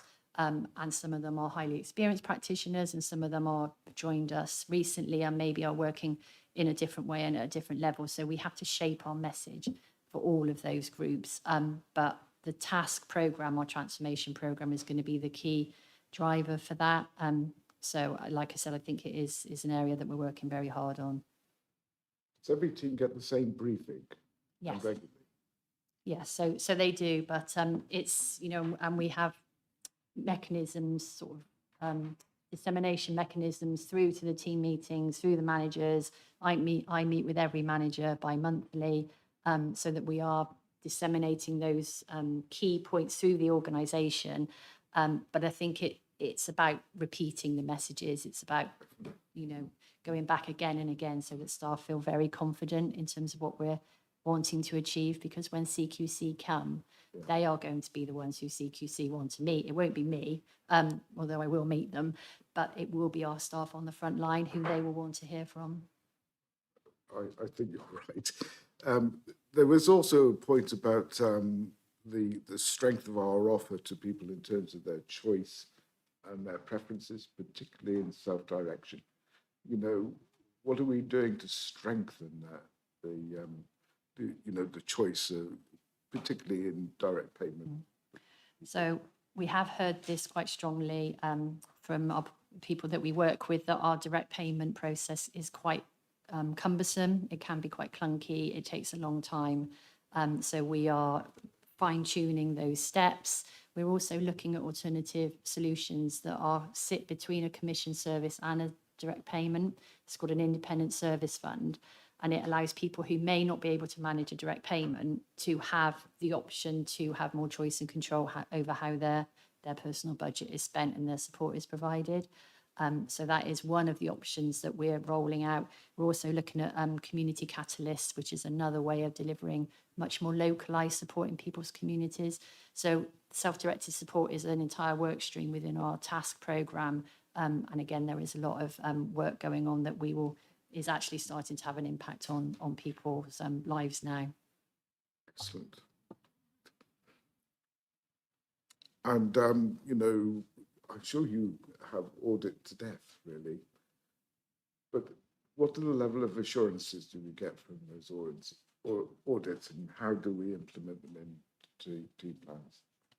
So we do two types of audit mainly. So case file audits in terms of individual cases and with individual practitioners, and we do thematic audits on areas of focus. So the current audit is on risk. Previous audit was safeguarding. Previous audit before that was equality, diversity and inclusion. So the thematic audits, obviously we identify the themes and then feed those into our planning and our action plans going forward. And the individual case file audits, again, we pull the themes out, but then we work with practitioners on the independent learning and feed that back in to develop improvements in practice that we would want to see. And those are all monitored through our performance and outcomes groups and boards. Brilliant. And lastly from me, if they were to look at everybody's or a good section of case files, how well will those case files really represent the customer journey, particularly or adequately in terms of their in terms of their choice and outcomes, and that outcomes are properly followed through? So we have to prepare 50 cases for CQC, and they will look at 6, which is a very small number. So I think at the moment we're identifying what those 50 are. In terms of the peer review, they also did some case file audits, and I think overall the feedback was incredibly positive. They did identify some issues with safeguarding, which is hence the recommendation around our safeguarding processes. But the audits were carried out by heads of service and principal social workers from elsewhere in the country, and they did recognise our person-centred approach within our documentation and our planning. But again, I think it goes back to lifting up the themes into our adult social care outcomes framework and being really clear. And we know there are some areas that we need to address, which is particularly quality of life and quality of life for carers. And again, that is within our transformation plan to make those changes. So I think in terms of individual practice, we are confident there's always room for improvement and we are not complacent in any way. But we do have regular quality assurance meetings that are able to identify specific issues and address them as they arise. Thank you very much. I think you've provided me with more than reasonable assurance, and I wish you luck in your coming review. Thank you. Thanks very much, Emma, and thanks, Gordon. Just to position this, Gordon couldn't be at the House Select Committee meeting, and so we just felt that, we knew it would be a long meeting today, and under normal circumstances, we would always have time under the forward work programme to take any questions. But such an important review, we felt it was essential that you came. So any last questions of Emma? If there isn't, I'm going to go back to John. Yes. I actually just wanted to say lived experience is always one of the best things. We've just been through a lived experience that's depended on my mother-in-law coming out into a residential home or nursing home and then sadly passed. But the help and support that we received from the health service and the council and from the nursing home was absolute, and from the council, and we were phoning the council, absolutely second to none. It really was. It was impossible to find something to fault it on. So just in terms of how your team were working and how whatever happens to make sure the nursing homes are up to standard and all the rest of it, I think it was continuing healthcare, so it probably wasn't, but superb. Thank you. That is really helpful, and it is people's lived experiences is fantastic, positive and negative, because we learn from feedback where things don't go exactly as they should. It's a bit like a footballer, though, isn't it? It's doing that level of performance that you put into a football match in every football match. That's interesting. I didn't see you as a footballer, Gordon, but yeah. Right. Do we need to keep Emma? No, I think that was it. Thank you, Emma. Thank you very ever much so for that. much. The only other thing I guess is to explore how we might be able to engage further as a committee with the inspection and preparations for that. Yeah, thank you. And I think as we get closer to our planning, we should understand more what they will expect from scrutiny committees, and there probably will be an ask in terms of how they can engage with committee members. I'm sure. Yes, I'm sure we can learn from the Ofsted process, but we'll share that as we get more information. Okay, thank you. Just to conclude, though, your presentation on the day and the content was absolutely superb, and it was short, sharp, and to the point, which is really what scrutiny need, which is what we've lacked a little bit today because so many questions. But thank you very much, Emma. Just Johnny. briefly then, that you've got the forward work programme, it's published in the agenda. Just a couple of items that don't appear on there that we are adding or have been added. We've added an item on dementia care. We want to take a comprehensive look at the support being offered, including progress being made implementing the dementia care strategy. And we were also prompted by concerns that were raised about delays in dementia diagnosis. This was raised by some local carers group. So we've added that in. Also, committee members have requested an update from the South West Ambulance Service Trust, particularly important following the inquiry day we held last year. And we're also adding an item on continuing care fund. And that is it from us. Okay, thank you very much. Jerry, do you have anything other than your report?